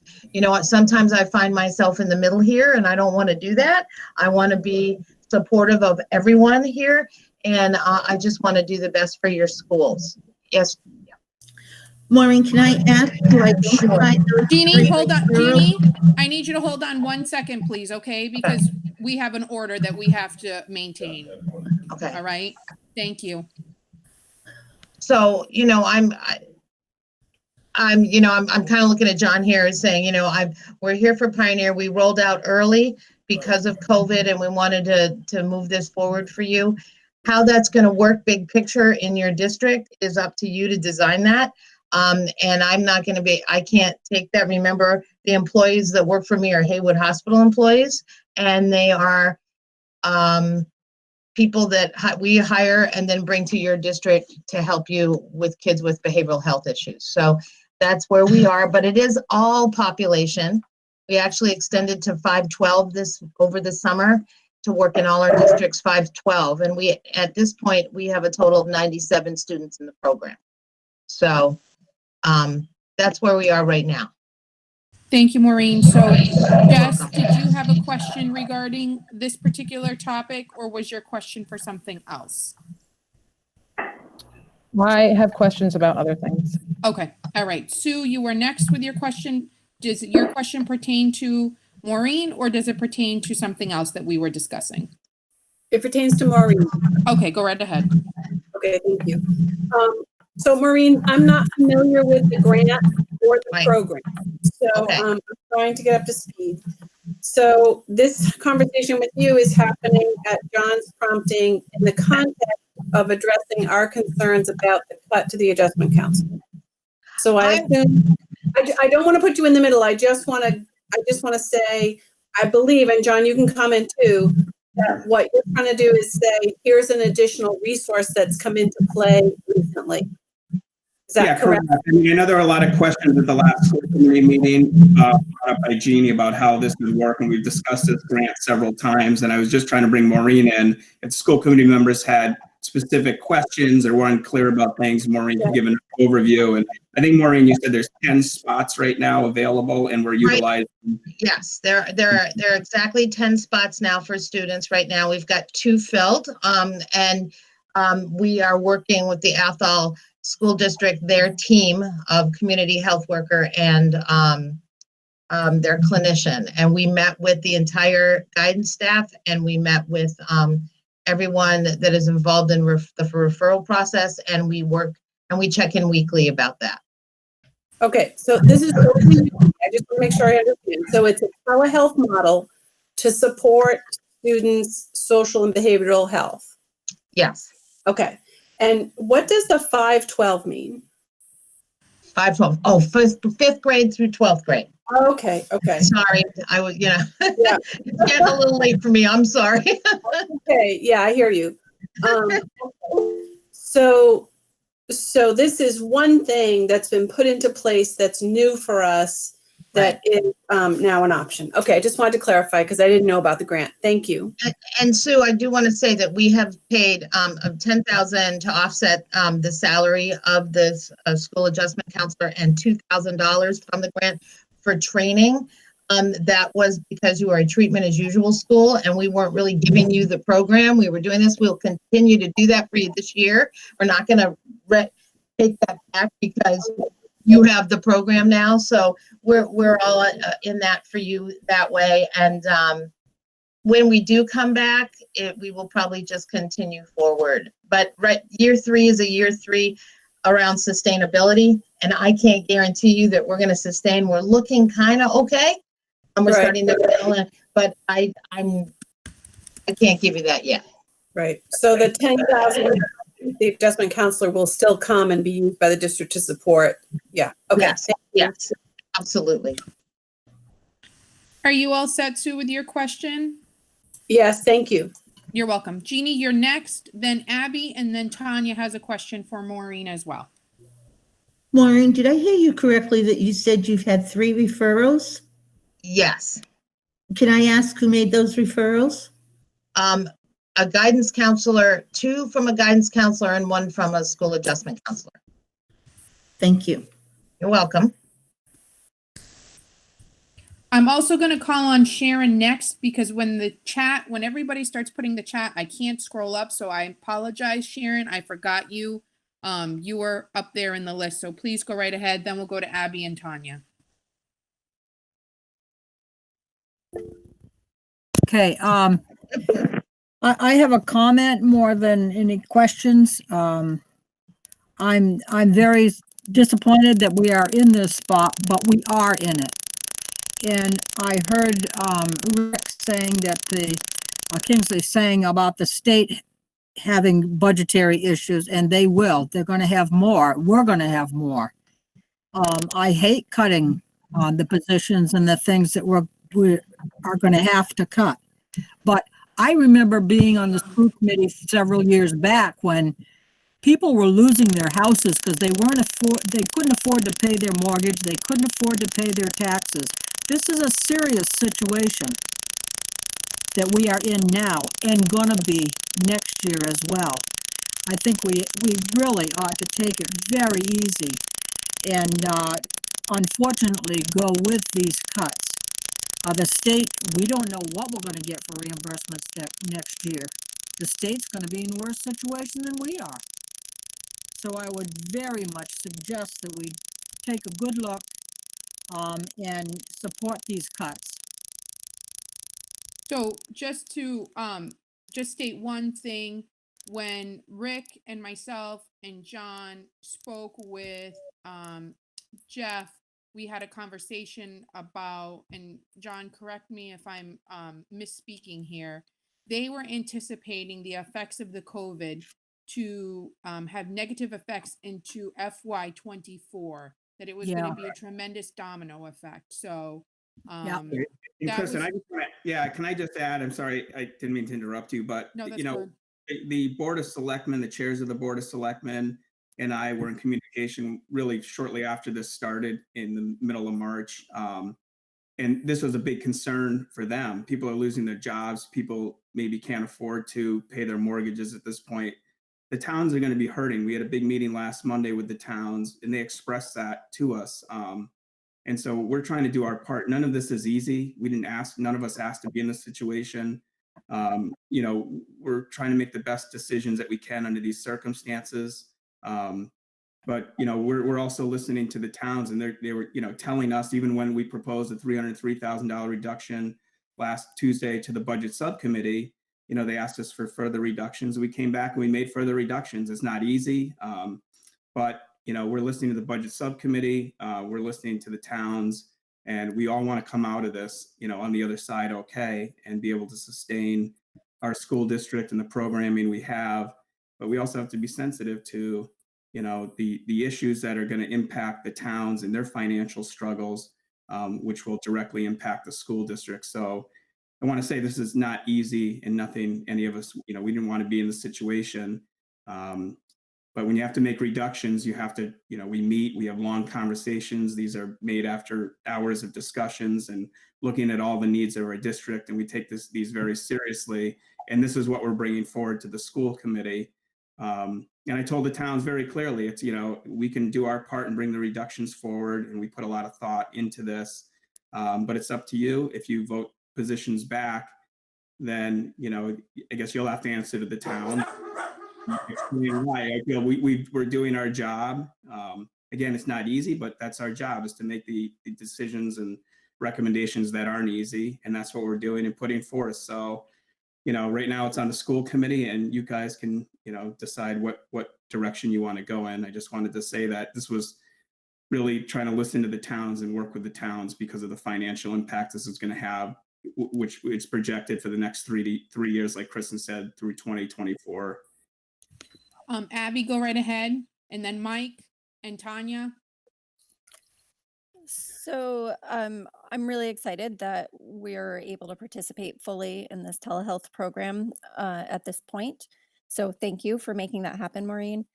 I guess my question is more for John. So we got emails from the school guidance counselors or the other counselors saying that they, I mean, before when we discussed this and now, that they didn't feel that they could handle the load on their own and that they needed more support. And I'm wondering how or if the inclusion of us in the telehealth grant fully, if there's a hope that that's going to replace some of the adjustment counselor need. Just trying to get more into some of that reasoning. Yeah, I can let Kevin Burke is on the phone or on this Zoom call, so I can let him talk a little bit. But the updated job description was from input from all the counselors at Pioneer. It was really relevant to what they were doing, so they all gave us input of the job description. And that job description that you voted on at the last meeting allows any counselor to work with any students. And then with the additional resources of the telehealth grant, we're feeling that, it's sufficient to cover the needs of our students. And I can let Kevin Burke, elaborate on that or explain a little more. I don't know if you're on, Kevin. And John, can I just, before Kevin speaks, I just want to clarify too, because at our last meeting, in discussing that job description, it was not in alignment with DESE's guidelines. So that was one of the other reasons for adjusting that job description. Correct. Is that correct? He's a guidance counselor. It's a school counselor, and trying to bring that job description more up to date with, what currently is required by DESE and what they're looking for. Okay, thank you. I'm sorry, Kevin. What people are saying is completely true. With what is going on with the current situation and coming back to school, social emotional health is an issue. Social emotional health has been an issue in this country prior to that. That's nothing new. But as John said, there are cuts that we look at in the school, and it's being brought to us. Initially, when this was coming out with the first budget before the prior subcommittee, we had this as a 0.5, so at least we had a school adjustment counselor to service our kids to a certain extent. We were then asked to cut more money out of the budget. We're at a place at Pioneer where we're at bare bones. And if you look at the amount of money that's being cut in the budget, Pioneer is the school that is being hit really hard for the funds that are coming out of it. And we're using a very fine pencil to try to meet the requirements that are being asked by our town and our budget subcommittee.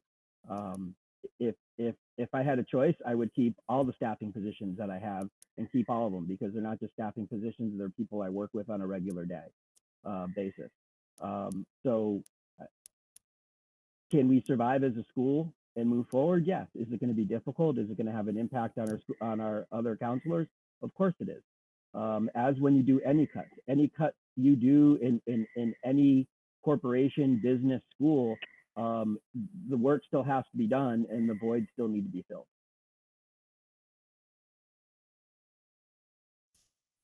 Thank you, Kevin.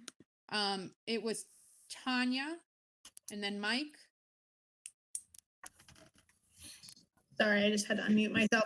I think Maureen actually answered the question earlier, as far as using the $10,000 at the school, that could be used essentially to help fund the salaries and professional development for any of our staff that fall under the counseling. So either our counselor positions that were recently voted on for that job description, and or the school psychologist or anyone that's involved in this telehealth program. Correct, Maureen? Yes. So that offset would essentially move to another staff member. So if staffing changes, I don't mean to interrupt. Yeah, no, that's fine. I'm just. If staffing changes, we have a memorandum of understanding with you that's very specific about what you'll do for us and what we'll do for you. But there's a 30-day clause in that you can stop at any time. John can write me and say, you know what, we have a staff change. I just lost a clinical supervisor for my clinicians on my other end, and we have a staff change. So, it is what it is, and we can readjust that when needed. Well, and I just kind of wanted to speak to the school committee that if that happens, in the budget that we had proposed before with this particular cut, so to speak, and those funds would be reutilized. So that's why the full salary is in the savings for you guys. So just to clarify that. Thanks, Tanya. Mike, go ahead. I'd like to make a motion that we accept this $316,295 and amend that to also include the Dean of Students for what that cost is in the PVSR admin line in that category. So we can move this on and have some discussion. Thank you. Is there a second?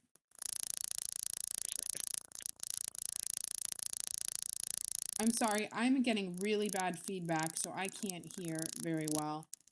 Kristen, can I just make a comment to Mike's motion? Or just a quick comment? Sure. I just want to let Mike know that the Dean of Students has a signed contract and it's pending the commissioner's approval at this point.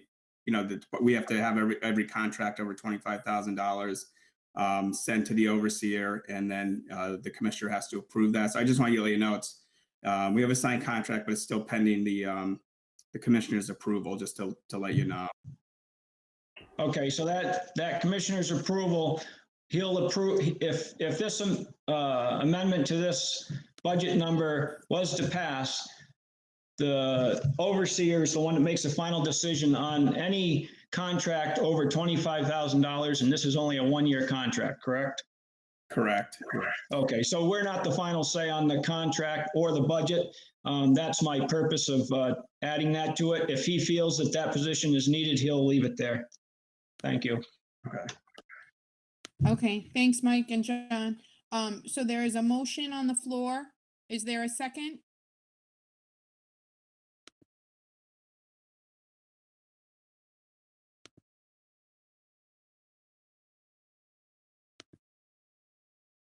I do not hear from anyone.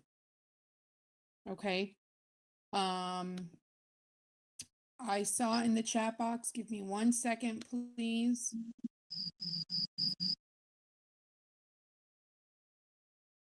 Jess, you had something that you wanted to state. Excuse me. And then Jeannie, you asked what would no COLAs save us? Then Sue, you have a question. So we'll go Jess, Jeannie, Sue. Okay, so I have a few things because they're just piled up a little bit. So I am in favor of keeping the custodian. I think that our needs in the fall are certainly going to warrant having that custodian. They might warrant having more than that. I'm concerned about lots of cuts because I think our costs are going to go up quite a bit this fall. In some ways, I feel like we're on the same page as everybody. We have a bouncing ball that we're going to need to respond to. I just want to refer back to Mike's comments about the projected Leiden savings of the 188,544 that then turned up as 47,244, and refer back to the multiple conversations that we've had through the year about what the actual savings are, how we see them, whether we can have data collected to see what we're making decisions about. I think that was an important piece of make the decision at the beginning not to close both schools, was because we wanted to see the information about what happened when we did close one and what those numbers actually turned out to be. I still would love to see that, even though we are far past that point. And I have a different subject, which is the professional development money. And I just wanted to see if we could talk to how we are supporting our teachers who are having to teach in a completely different model than how they have been teaching. I don't know if they have had training about how to do this kind of distance learning, and still going back to Dr. Potee and reality of what we're living in, that we'll probably need to continue doing some of that, or how are we supporting them still? Are there resources available to them if we cut this money? Are there resources they can use to help our kids and help them make it through this time too? Can I answer the question about the PD? Sure, go ahead, Tanya. So we do have other grants that will be written for next year, like the Title II and Title IV, and they tend to include professional development funds. Where those grants have not been written yet, those are additional PDs that if they are needed, we can write into that. But I will say that we are actually currently trying to spend down the PD and our grants as well as our general fund budget to get all of our teachers that want to have this professional development surrounding remote learning. Right now, we have a number of teachers that are involved in professional development for this specifically, that's being paid out of the current year's budget. So you feel like that's being met for them? I do. And like I said, there's been a slew of professional development. We're actually encouraging them to do that in advance of next year. So we're better prepared if this happens again, or we go into the same model next year. Yeah, I think that's kind of universally what we're all doing in our professions at the moment. Absolutely. Learning. Thank you. No problem. Thank you. I'm going to go to Jess, and then David, you said you would support the administrator's proposal. Then it looks like Kim Godfrey had a question, and Renee. So why don't we start with Sue? Okay. I just want to say I appreciate Mike basically calling us on keeping track of what we're doing around closing schools and supposedly saving money. In my statement last week, I said, maybe we have to close all our schools to keep this whole thing afloat. And that is not said lightly. I actually mean it. I'm looking at the Northfield page talking about the merger. I know we're going to talk about Warwick separately. But can anyone just clarify for me, is this an increase of 5 new classrooms to cover potentially all the students from Warwick coming to Northfield? You can let Megan, I think Megan's on. She can go through the class configurations if you'd like.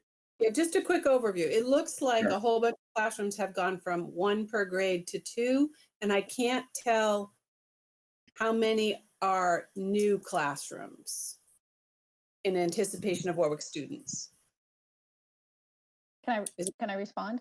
Yeah, thanks. Okay, so I'm not sure which document you're looking at. It sounds like you show have a you. document.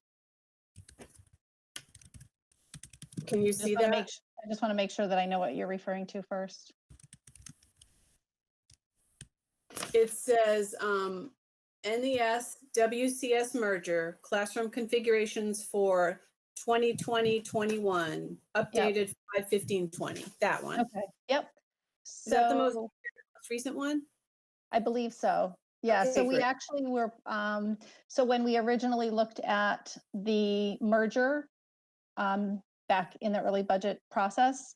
January. Mm-hmm. Yep. So given the numbers that exist in both buildings currently, we planned for 14 classes in total. Well, based on what we currently have, as well as our kindergarten projections, which were quite high, close to about 29. So we planned for, if the Warwick was to be approved to be closed, that we would be anticipating 14 classes versus our current 10 that we have. Okay, thank you. So 4 new. Mm-hmm. Right, and in the meantime, but if Warwick hadn't closed due to budget issues, I was asked to cut a teacher, so we were going to be combining a class to make it a large class. But with the merger, that won't happen. And then most recently, we reduced one. So we've gone from 14 to 13 classroom teachers because we've dug deep into our census data for kindergarten and have, I think, accounted for all of the students that we know to account for. And we now are going to only have 1 kindergarten class instead of 2. So we've made that reduction at Northfield Elementary as part of this merger. Well, it's actually really aside from the merger. So we are anticipating 13 classroom teachers next year. 13, and basically 4 new classes to accommodate Warwick students. So we currently are running 10 classes at Northfield and 3 at Warwick. So we will continue to have the 10 and 3, but all in one building. And then, obviously we're going to have to look at the actual final numbers once all is said and done come September. And then potentially the following year, there may be an area, a grade that has lower numbers that might be able to be one classroom, although it doesn't appear that way with what we know so far. That is a possibility for the following year as a possible savings. Right. Does that Thank answer you. the question? Yes, it does. Thank you. Okay. As best as we can answer it, right? Right, right.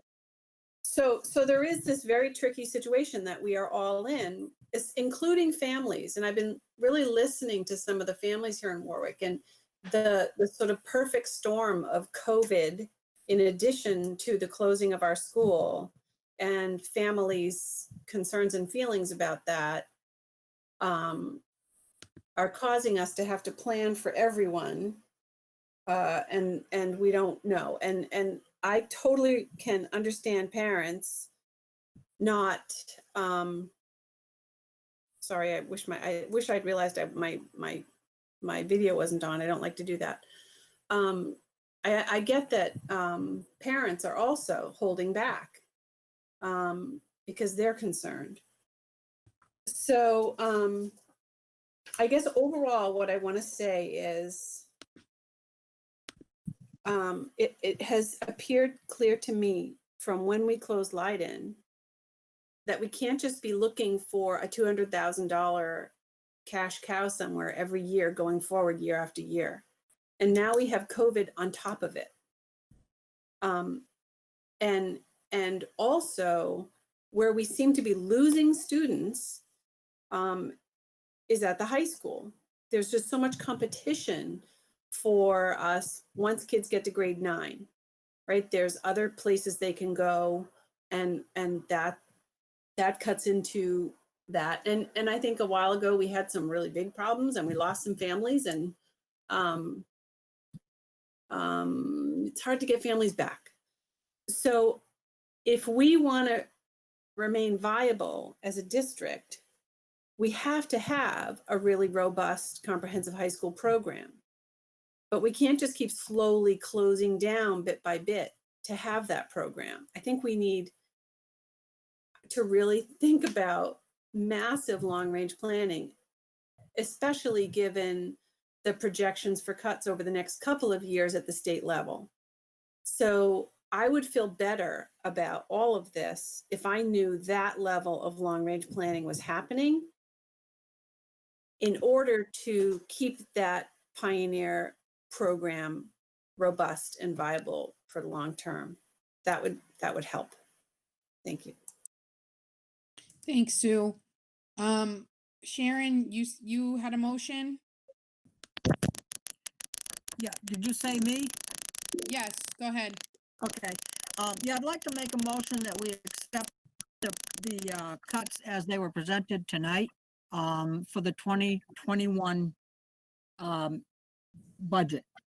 Okay. I'll second that, Mike Townsley. Okay. Is there any discussion? This is Jim. Can I hear that again? Sure. Sharon, can you restate your motion, please, for Jim? I'd like to make a motion that we accept the cut in the budget for the 2021 year. Okay, thank you. Okay, and there was a second? Hold on a second. I'm gonna ask everyone to put yourselves on mute if you haven't already done so, please. We have a motion. We have a second. Is there any discussion among school committee members with the motion on the floor?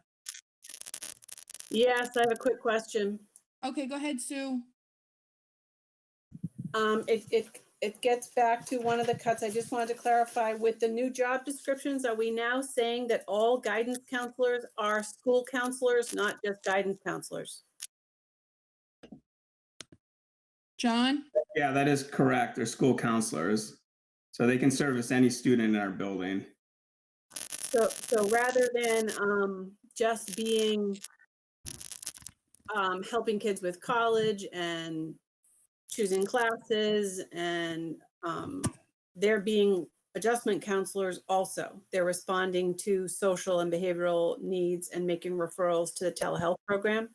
Correct. And I believe, I don't know, Kevin Burke, if you're still on, I think our middle school counselor does this now. Am I correct on that?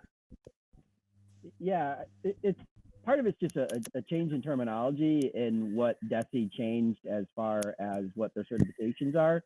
But Okay. school counselors and school adjustment counselors are also two different certifications. School counselors fill many different roles, and it depends on the level on what they do. A middle school counselor is going to deal a lot more with the social emotional aspect of students, where a high school counselor is going to play a larger role in helping students as far as scheduling and as far as college preparation, but also works with students on an individual basis too. We have a whole team of people that work on the social emotional. We have an SIT team that includes everyone that supports our students, including our school nurse, our school psychologist, our dean of students, myself, where we work on and we look at everything that is going on, and we all work together to help plan and how we support all the students in our school. Okay, so just as a school committee member, and I think I would speak for other people, we have been heavily lobbied by our community, right? We are hearing from people about the specific loss of this position. And what I'm hearing you as administrators say to us as a committee is we've added the telehealth and we are asking our guidance counselors to become full counselors. So we are making adjustments in the building to meet the need. Is that correct? Yeah, that is correct. And I think that was discussed in our February meeting, and kind of what the school committee asked of us to do is to relook at the entire counseling model and how we have that, working and functioning at Pioneer. So this is also in response to what the school committee asked us in that, I believe it was that February meeting when this was discussed as well. So that's why we ended up looking and updating the job description, because we had a job description, I believe, from 1981. So, we're just trying to make things more relevant today. But you are correct, though. All right. I'm sorry if I'm out of phase. I had some significant health issues at that time, and I may have missed those meetings, so I didn't know that. But thank you. Thanks, Sue. So we have a motion on the floor and a second. Any further discussion before we move to vote? All right. I don't see any hands. So we'll begin with the votes. Oh, Jess, are you looking to vote or you're looking to make a discussion?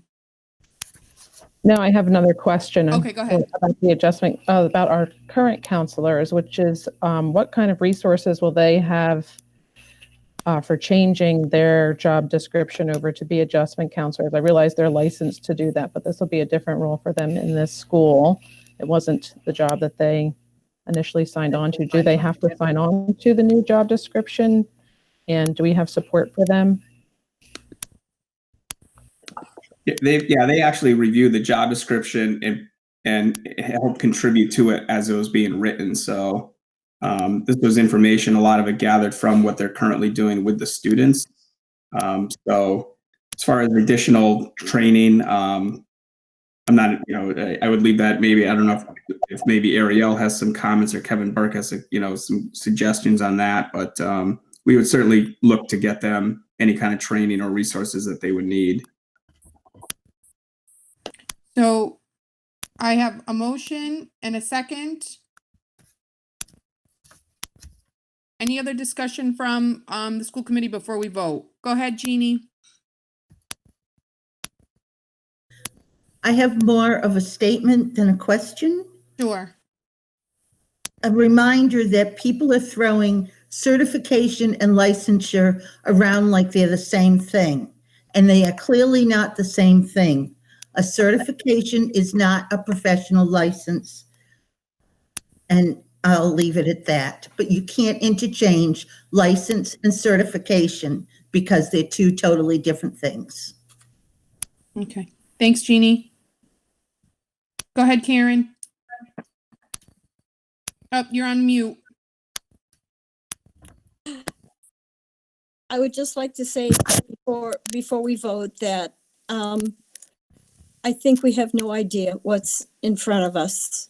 Yes. And it requires an abundance of sacrifice on on the part of everyone, and as well as digging deep to be as smart and as helpful and as gracious as we possibly can during this really tough time.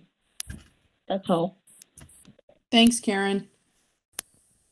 Okay, we'll move on with votes.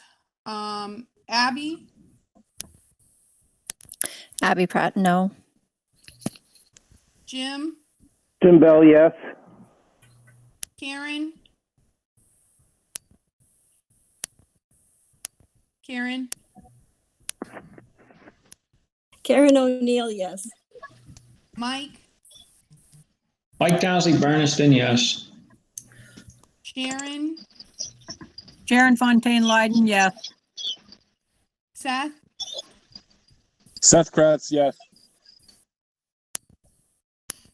I'm sorry, Seth, I didn't hear you. Okay, Seth Kratz, yes. Thank you. And just a friendly reminder, folks, for anyone, if you're not speaking, please mute yourself because we're finding a lot of feedback that's on the line. Sue, Can you come back to me, Kristen? I'm still thinking. sure. David, David, yes. Pat, Sure, no. Jess, Jessica Marshall, no. Jeannie, Jeannie Milton, no. Sue, This is agonizing. Sue O'Reilly McCray, no. okay, and Kristen Gonzalez, yes. So hold on one second here. I'm just counting the votes. I was trying to take notes as everyone was speaking. 7-5. Yes, thank you. So the motion passes. Thank you, Sue, for your help. I appreciate that. Yep. I'm sorry, the chat got a little backlogged because it's difficult managing the chat and everyone's questions and the motions. So I see Sharon, you said this is DESI recommended. Does that pertain to what we were discussing before? Yes, on Okay. the, yes. Okay. Jess, your question was answered. Renee, did you want to say something on behalf of the PVREA? I'm sorry, I did not see it in the chat. No? I think it's unfortunate. I know you saw it the first time, but I realize it gets out of hand. It's just unfortunate, but we certainly will do as suggested by Ms. O'Neill, and do what needs to be done. I just really want to say that this will roll downhill to the elementary schools, and that relationship building is essential in this important work that adjustment counselors do. And relationship establishment will be huge as we move forward. And as we've done in the past, I'm sure that we will keep wellness in the forefront of our work with families and students, because this is unprecedented time that we're living in. And as we look for more cuts, I question whether the administration would hold up a mirror and look there next, because I see 7 administrators on a quick list that I've made here in front of me for a school district of 700 students. So I feel like, we all bear the burden together and look forward to doing so. So thank you. Thanks, Renee. Kristen, can I respond? Go ahead, Tanya. I see your question that it just popped up in the chat. Okay, so I need 2 things. One, I need clarification on the budget, but I did have figures ready for tonight's meeting, because I know the administration has been something that has been talked about on multiple occasions. And our total administration cost for the central office, including our staff and all of our supplies, expenses to run the central office is less than $500,000, which breaks down to about $700 per kid. There were numbers tossed around before that it was in the thousands. So I just wanted to bring that up again, because I know when people look at central office, there are things in there like our health insurance, all of our insurances, and some other things that don't fit into a specific school. So I just wanted to bring clarification for that. But the second thing is, I just need clarification that the total voted was the $316,295 as presented, because there wasn't a second made on the other position that was increased, asked to be Yes, back. that Okay. was Sharon's motion and Mike accepted. Mike Thank seconded, you. excuse me. No, that's fine. I just wanted to clarify. Thank you. Okay, you're welcome. I just want to take a minute to thank everybody. I know using this technology has been a challenge, and I appreciate everyone's patience this evening as we were able to have the dialogue around these very sensitive and critical issues that we need to address. So thank you, and I apologize. I think moving forward in using this, if people have questions, please don't put them in the chat, because as soon as people keep typing, the chat moves up and I can't go back to it. So if you just write, you have a question, then I can write your name down, because I don't want anybody's questions to be forgotten or missed. Okay, so on to the next item of old business. The agenda is vote to accept the contract for Christy Fontaine, Special Education Kristen. Administrator. Yep. We didn't go over the Warwick cuts that are a separate. Oh, I'm so sorry. I'm so sorry. Go ahead. Sorry. So I'm going to present my screen again, so you guys can see the separate sheet. As I said, I wasn't sure if you guys wanted to vote them individually or separately, because they do add up to the total that's in this FY21 budget sheet that you have presented, and that will be the actual budget that you guys need to vote on in the end, or amend it if there are any changes in this model that's being brought forward as well.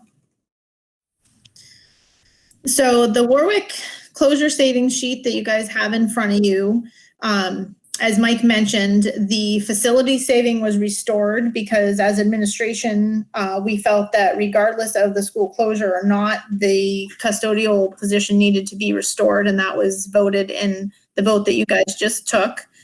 Nurse position, there was no change. The library aide was no change from the original presentation, nor the secretary. The next position down is the 0.5 FTE special needs teacher. In discussing with the administration, we felt that, there was a need to try to increase our special ed presence at Northfield with this merger. But again, with being asked to bring further savings to the school, there was a need to try to increase our special ed presence at Northfield.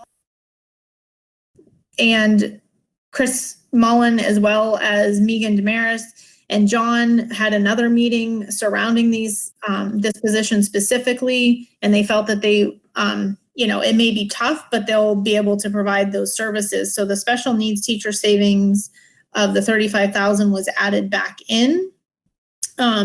Moving on down to the teachers line was the only other change since the last time this was presented. And as Megan mentioned, when we first did our budget and the school committee approved the budget, there was a cut of a teacher to that particular budget. And we were also expecting to need a kindergarten teacher, which we don't need now. So that number was originally negative $100,000 because we did think we were going to be essentially adding 2 positions back to the budget for the merger. But we all are only needing to add that 1 teacher that was originally cut from the Northfield budget back to accommodate the merger between Northfield and Warwick. So those are the changes between the almost $36,000 that was presented for Warwick closure savings at the budget subcommittee meeting on the 17th and the presentation that you have in front of you at this time.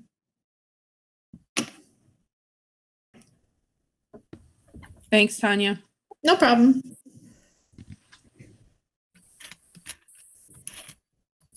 Are there any questions? Go ahead, Mike.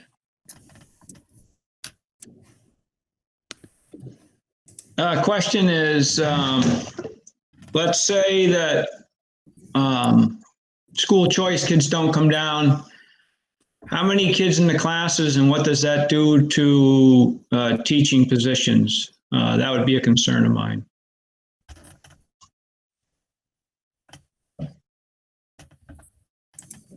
Could Megan or John or Chris Mullen even speak to this?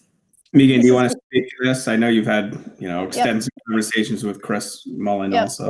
Yeah, I'm happy to answer it. I mean, again, we don't have the crystal ball, which I wish we did for so many reasons, but looking at our current numbers, our current enrollment at Northfield at each grade level, and looking at even a small number of students at each grade level coming to Northfield from Warwick, it won't take much to put any one of our grades over to 2 classes. We are already running classes at Northfield that range, or we have in our grade levels, we have a range of, I think 18 right now is our smallest grade level enrollment, and up to 24.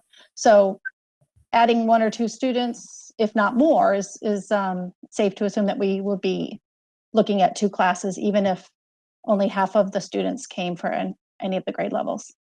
And we also, just to keep in mind, as always, regardless of a school closure, we always have students kind of coming and going.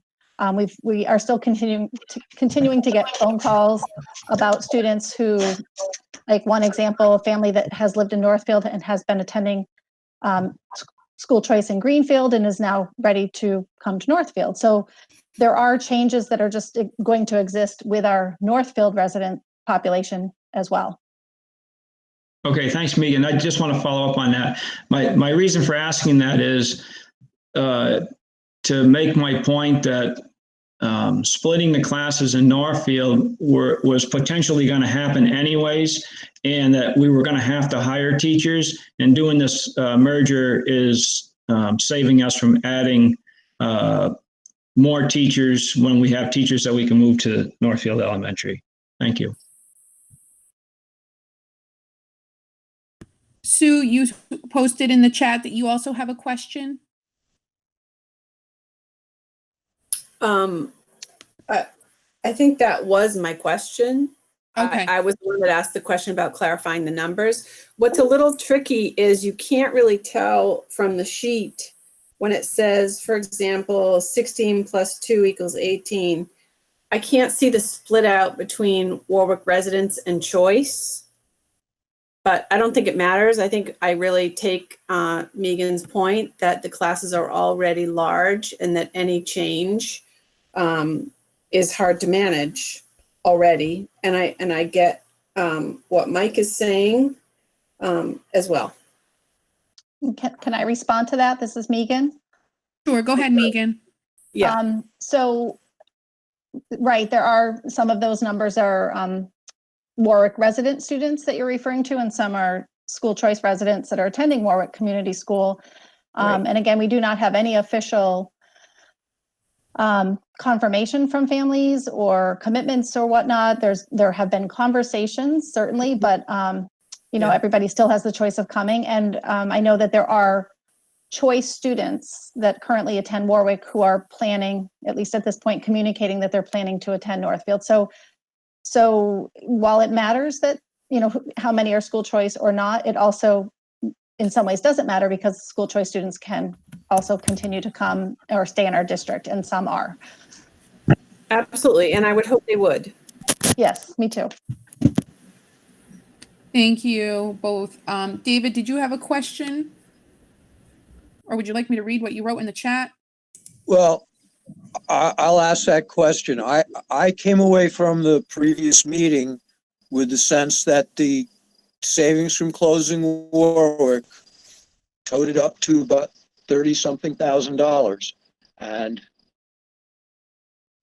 had a pretty clear understanding that there weren't any savings from closing Warwick available in the short term.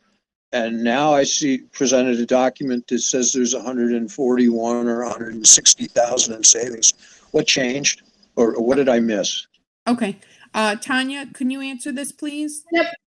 So if you look at the Warwick sheet that you have, and I'll present my screen again so that I can just point out the items.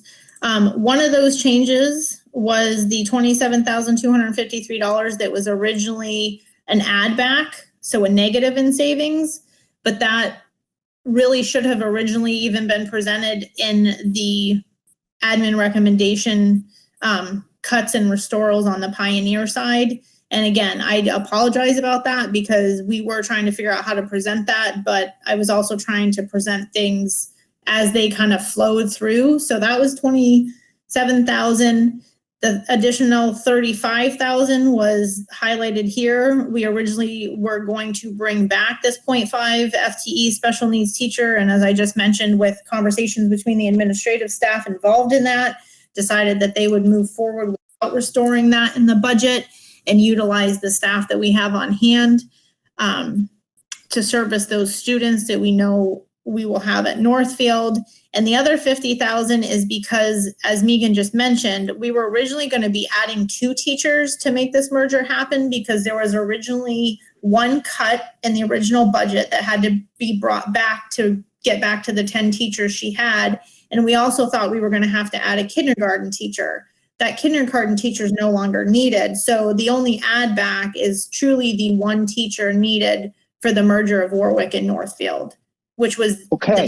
So my question related to an analysis that I was complimentary of because it was not helpful to the case of closing Warwick, but you were insistent that only $35,000 thereabouts of actual savings were.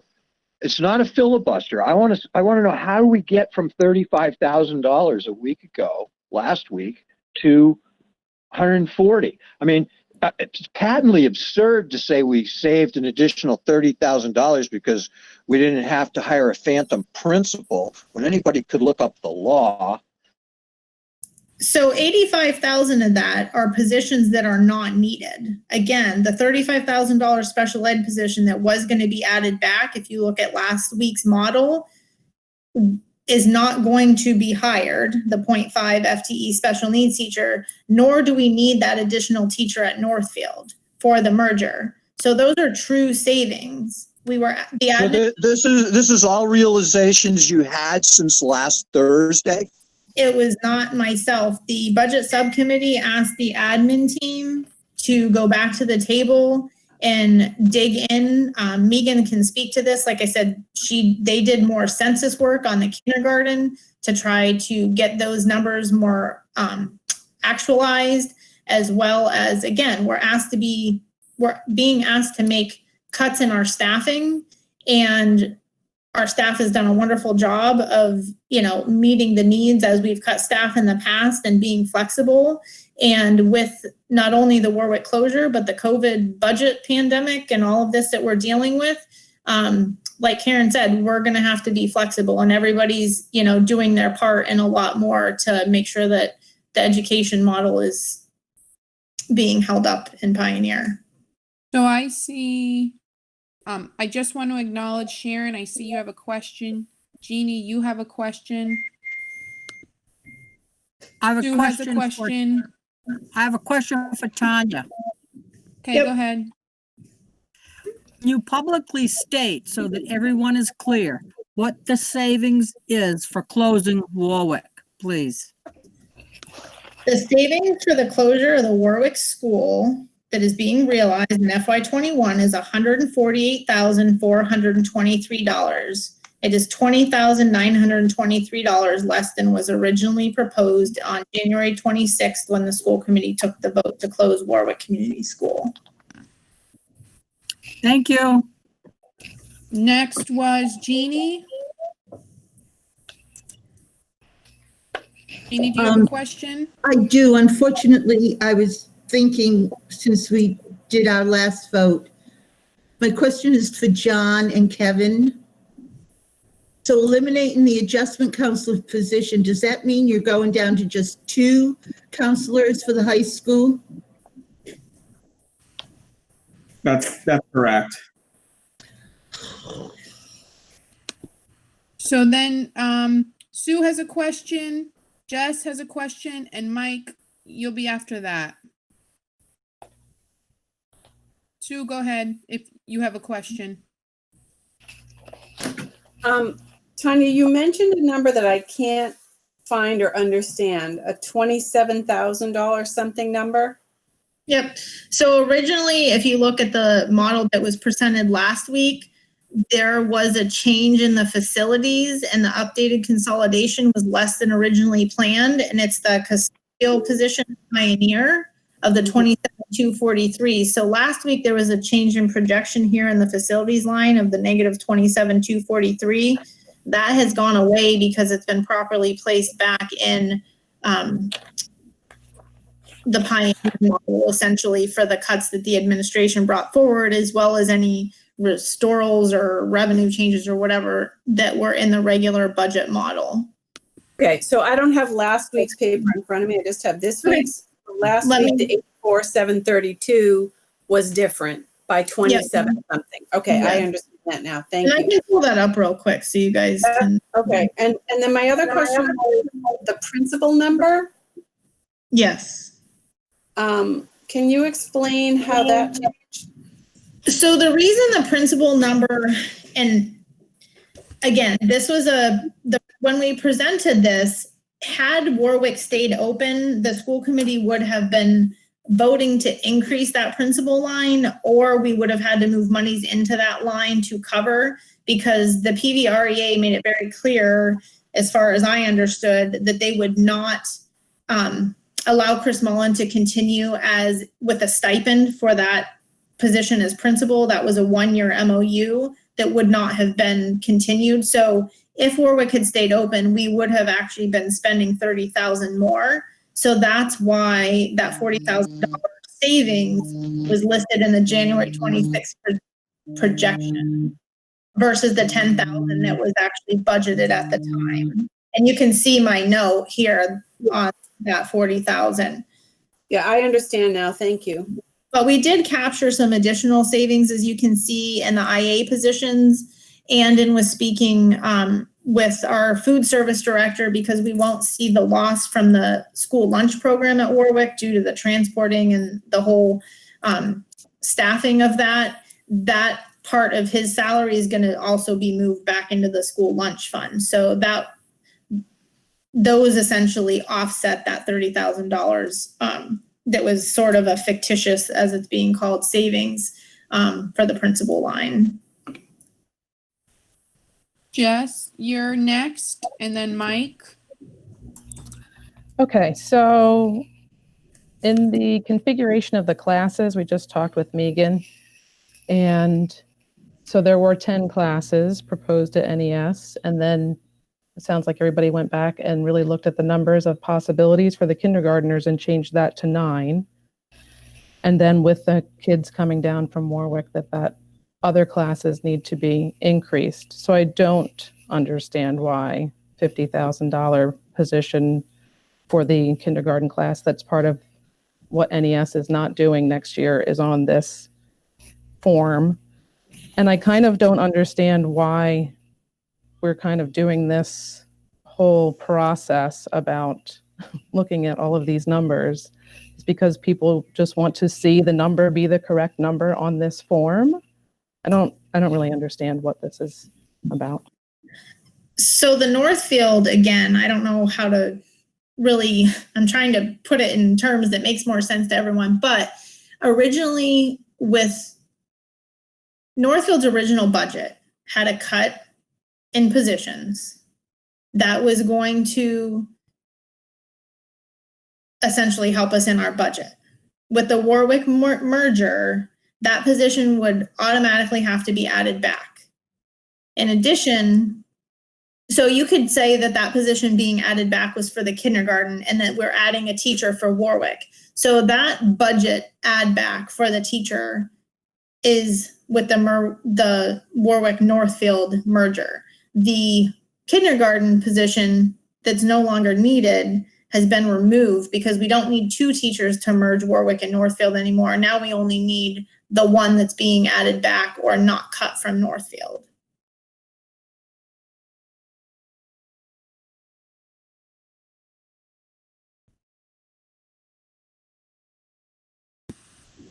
Did that help you, Jess? That's I feel like the okay. Warwick number is already in the kindergarten numbers because those are all the kids that we already described as what was their population because there is no kindergarten class at Warwick. Right, so the kindergarten doesn't necessarily have to do with the Warwick closure. But they said that was the class that wasn't getting, that was how that decision was made. That's that $50,000. Maybe the $50,000 for the not needing the kindergarten teacher should be in the Pioneer model. I'm not sure how to make that clearer, but I'm going to move on for the sake of other questions that people have. Thank you, Jess and Tanya. Mike, you are next. First, I'd like to have Tanya put the screen back up on the numbers so I can make a motion.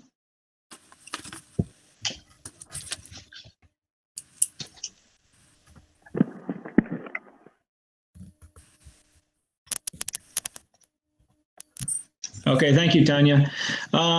First, I'd like to say that the 148,423 is part of savings that we've made over the last year also prior. So there was savings prior to this number.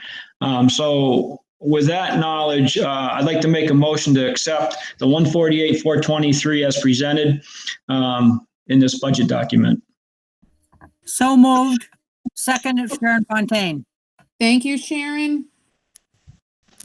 All right, hold on 1 second, please, and let me just get to my.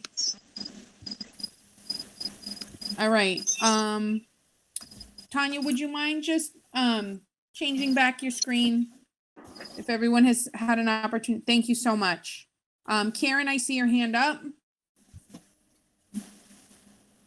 You're on mute. Thank you.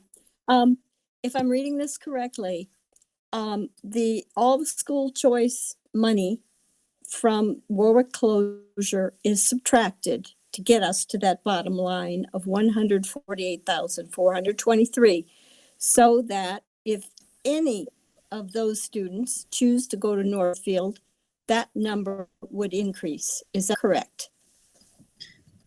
Correct. And those funds would go into the school choice fund to be used in future years for budget offsets. And we would be able to realize those school choice students as we prepare the FY22 budget as part of our revenue. Thank you. I see something in the chat. Sue O'Reilly McCray. Quick comment. I just want to say that I think that the question of the nurse in Warwick and the nurses' costs being in the Warwick budget in the way they were has been a longstanding issue for us. I see that as half should have been covered by SPED and not in the Warwick budget. So in my mind, I take $24,075 out of that savings from that. And I agree with Jess that the $50,000 savings from Northfield doesn't belong in this analysis. That takes us to half the savings. I hope we get more of those choice kids. I hope we do better with this. I don't know how we could have avoided the sense that numbers are being created to meet political need, but that's how the community often feels here. So that all the changing and juggling has been really challenging. Those are my comments. Can I speak to the 50K real quick again? Because the number that's in there is a restoral, not a savings. And the restoral was originally 100,000 for 2 teachers, and that restoral has been decreased to just 50,000 for the teacher that's needed for the merger.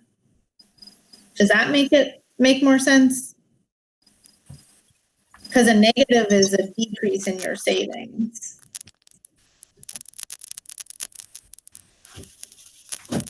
Got it. Thank you. I have one more. David, you have a question? Yes. If I can remember it. How much of this savings is going to result directly in a reduction in the assessment How much of it was reallocated elsewhere in the budget? This is after the reallocation. So the numbers that you're seeing as negatives, that's what was essentially reallocated. So the negative 50,000 is the only reallocation that happened, which was for the one teacher for the merger. And some of the other line savings were increased. So this is pure budget savings back to the budget. If you take the 148,423 plus the savings you voted for the FY20, they total to the assessment decrease when we go to the summary sheet, which I don't know if I'm still sharing my screen or not, but I'll share it again now because this is what will have to be voted on.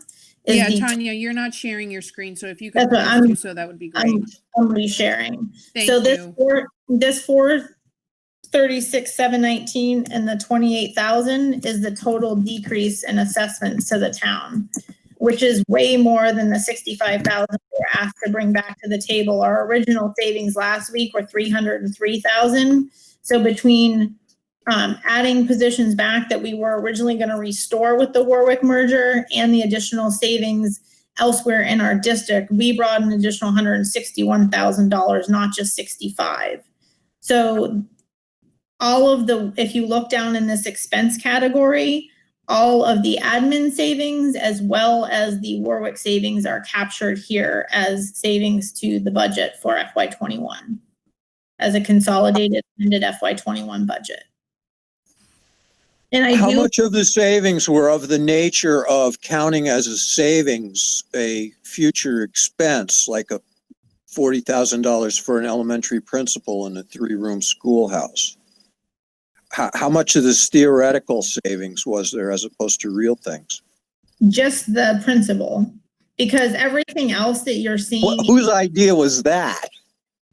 Well, it was mine, and I will take credit for it, because if it was to stay open, we would have had to increase the budget or find other ways to fund the principal position next year. So I'm not seeing any other questions or hands up. So we have a motion on the floor from Mike and a second to accept the 148,423 as presented. I don't see any other hands, so we'll begin the vote. What's the significance of the vote? Is there any reason for us to vote this, or is this just like a validation that we buy it? Because I don't know who did the Leiden numbers, but I hope these are better.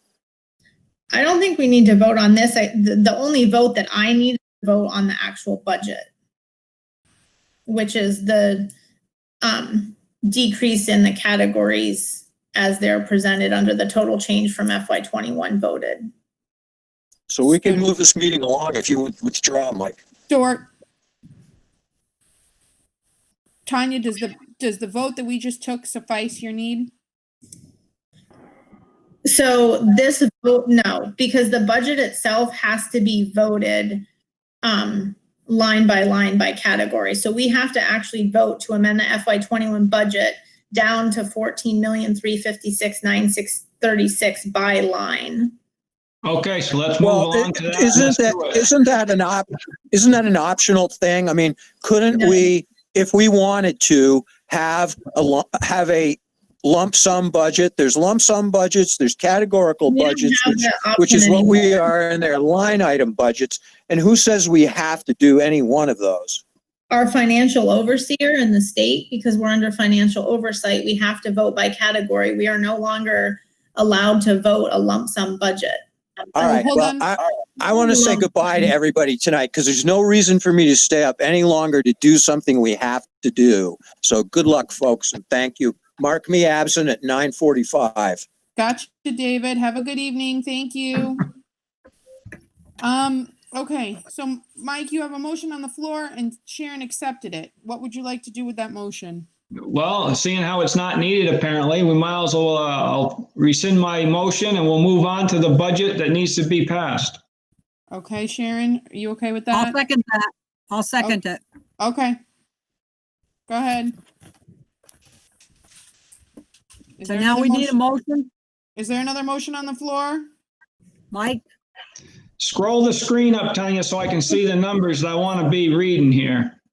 Well, the budget that you're voting is, you have to vote Each line. you have to vote the total budget of 14,356,936 as Yeah. follows in these categories here. Well, So- I'll need a magnifying glass to see it unless you blow it up. I can see that. So starting with the 148,374 for athletics down to the 774,296 for tuition. Sorry, guys. All right, I'll make the motion as long as you hold the blue cursor on the thing so I can see where you are. And then I'll read the numbers off for that category. Okay, so I make the motion category by category. Athletics, $148,374. I second Seth Kratz. Okay, Central. We have to go line by line. Oh, I'm sorry, All we're right. not voting on each line? No, we're gonna vote. Mike. No. So you have Okay. to read each line and then you vote on it as a whole, but it has to be Okay. presented by line. Sorry, Mike, continue. Sorry. You guys ready for me to continue on? Go ahead, Mike. All right, central office, $1,061,790. Second, Sharon Element- Fontaine. Okay. No, Element- no. Hold Yeah, on, no, can we no, let Mike no need to- finish, please? Elementary admin, $240,534. Elementary instructional assistant, $176,198. Oops. Elementary salaries, $2,328,108. Elementary supplies, $88,110. Facilities, $913,158. Insurance and benefits, $2,883,428. Professional development, $62,347. PVRS admin, $208,846. PVRS salaries, $1,728,284. PVRS supplies, $80,455. SPED, $2,594,195. Technology, $393,006. Transportation, $675,808. Tuition, $774,296. And then total use of funds is $14,356,936. Is there a second? It was Seth Kratz, I second. Oh, I heard Sharon first. Okay, any discussion? None? Okay. We'll go down the line. Abby, Abby Pratt, no. Jim, Jim Bell, yes. Karen, Karen O'Neill, yes. Mike, Mike Townsley, Bernardston, yes. Sharon, Sharon Fontaine Lyden, yes. Seth, Seth Kratz, yes. Sue, Sue O'Reilly McCray, no. David, he's absent. Pat? Pat?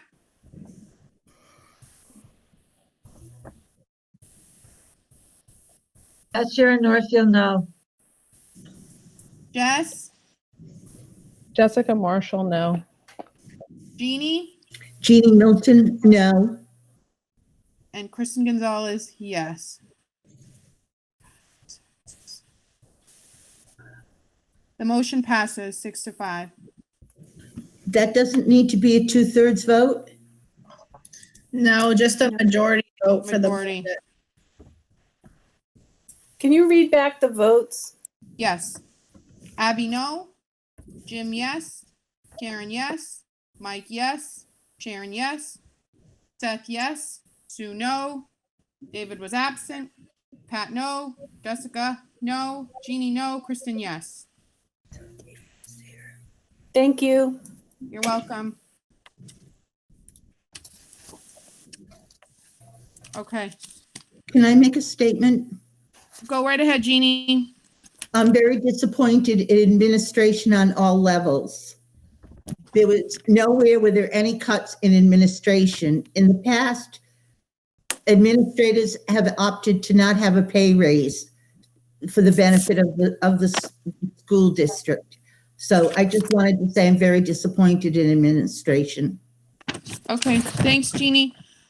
Next on our agenda is vote to accept the contract for Christy Fontaine, the special education administrator. So the school committee, hold on one second, I'm just looking for my notes. The school committee met in executive session last week. We were able to discuss a contract. We believe it's satisfactory. The contract begins July 1st of 2020, goes to June 30th of 2022. There will be performance evaluations that occur at 9 months, 12 months at the end of the contract. The salary is $95,000, and the remainder portion of the contract is in alignment with the administrators' contracts that we currently have in place. This is the same contract that we discussed during executive session, and we need to vote formally to accept it. Go ahead, if there's a motion on the floor. I have a question, not a motion. Sure. Go ahead. This is Pat. I don't remember exactly how we left this, but I was surprised to see that Christy had already signed this before it came in front of the committee. So we had a tentative agreement with, we had a tentative agreement with her. And it was pending our vote this evening. Okay. I just couldn't remember how we left it. Kristen? Hold on, I don't know who's speaking. Hello? Did someone want to say something? Yeah, this is Sharon. I thought also, we had to run it by the, overseer too. Which was approved, yes. For him, and it was. Right. I'm sorry, did I not say Yes. that? I apologize, it's getting late. So yes, this was discussed with the overseer. That was the final stamp of approval that we were also waiting on. And they found this contract to be acceptable. Yes. And it was, and therefore it could be signed because we'd already gone over everything. Correct, it's everything that we discussed in executive session. So if there's a motion on the floor to accept the contract. So moved. Thank you, Jim.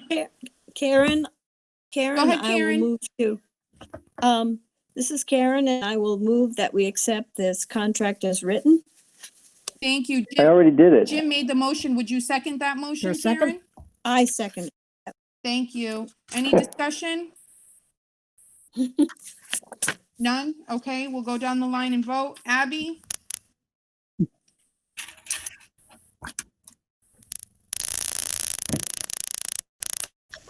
Abby, are you here?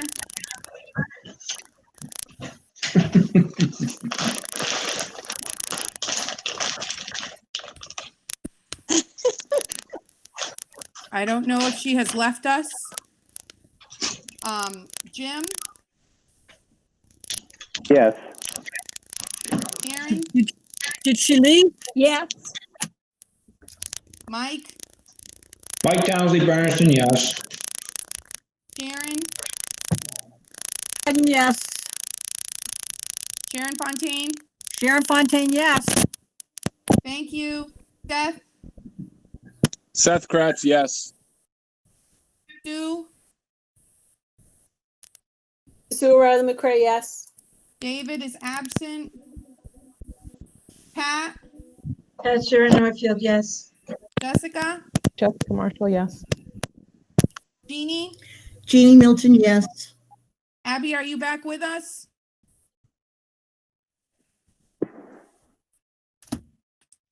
I see you. I don't, I just can't hear you. Yes, hopefully. Okay, great. We're voting on the special education contract. I will vote yes on that.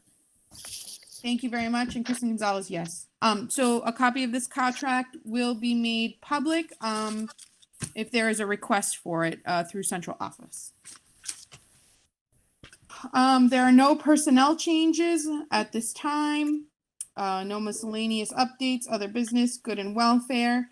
I just want to take a minute to thank all of the staff. We have next Tuesday is senior awards night and Thursday is graduation. I just want to thank everyone for organizing this in a fashion that still allows for the seniors to be recognized and the families to be a part of it while still maintaining social distancing and according to all the safety recommendations that have been made out there. That way everyone can participate and enjoy and celebrate the seniors. Next regular PVRSD meeting is Thursday, June 11th, 2020 at 7 p.m. via Google Meet. Kristen, it's Jeannie. Will we be invited to the awards night? So I'm not sure. We have not received an invitation. John, maybe you can speak to that, or if Kevin is here. I know that they were working on the awards night. Yeah, I'll let Kevin speak to that. He would have more information on that as of now. The members have always gone in the past. I'm not sure. Hold on. Okay, Kevin's on. Yeah. Okay. Yep. Hold on. Sorry about that. I had to reduce my screen. That's okay. So as of right now, in order to actually, it's an awards day. And in order to actually do this, I had to actually get it approved by the Department of Health in Northfield.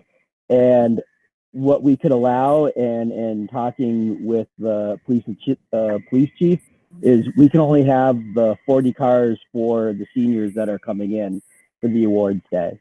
You know, these are times where I know other graduations are people are doing it one at a time where there's only family members.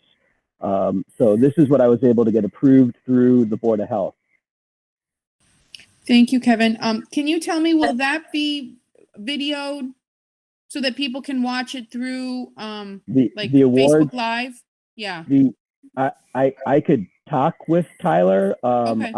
I am not 100% sure. That would really be up to Tyler and the broadcasting channel. Sure. Okay, as long as we have Kevin on there, are there any, where does school committee drive? Is there a parade? Do we do that? Do we go to the drive-in? Is there marked out spots for people? I mean, I just need to know the right thing to do. School committee had invites sent out to them through Jen Pisak. Yes. And they're asked to respond to that, and they will be on, if you responded, you will be on the list when you come in, and when you come in, you will be directed to a spot in the drive-in. Okay, all right. And what time do we arrive? Here? Yeah, arrival should be somewhere between 6:15 and 6:30. Okay. All right, that's great. Thank you. Go ahead, Kevin. And while I'm talking, also listen to WHAI or Bear Country, and there's one other. There's going to be, starting Monday, there's going to be shout outs to our seniors throughout the week. So Fantastic. That's wonderful. Thanks so much. And Tyler, I know you're listening. So while you're recording our school committee meeting this evening, so at some point, maybe you and Kevin can check in about if there is an option to record Senior Awards Day, afternoon, whenever it's taking place next Tuesday. so that others may be able to view that as well. And then Karen, I saw your hand up. Yeah, just for good and welfare, I would like to give a shout out to our seniors who were interviewed for that front page story recently in the Recorder, because they recognized the contributions of their teachers, which I'm sure have been legion, and the teachers deserve that recognition. I was glad to see our 2 students do that. And one more, as I have it in my notes before we adjourn, just to take a quick moment to recognize Ella Potee. She has been our representative to the school committee from the student body. I've only been on the school committee a short time, little over a year, and she's been very dedicated and very vocal, and she's always been respectful and provides excellent insight. So I just want to take a moment to thank her as she is graduating this year on behalf of the school committee. As the valedictorian. Agreed. And she's also the valedictorian? Yes. Yes. Wow, excellent. She is. Congratulations to Ella. Thank And you so Alyssa, much. Alyssa Martin is salutatorian. Wow, that's fantastic. And All right. Alyssa's going on to major in dance. Wow. Yeah. We have a she's lot very of talented. seniors that are going off to do some amazing things, college, the military, employment. So we're sending them off into the world and they'll do wonderful things. Good night. We'll take that as a motion to adjourn. I second, Karen. Thank you. All in favor? Aye. Aye. Yes. Good night, everyone. Good night. Thank you.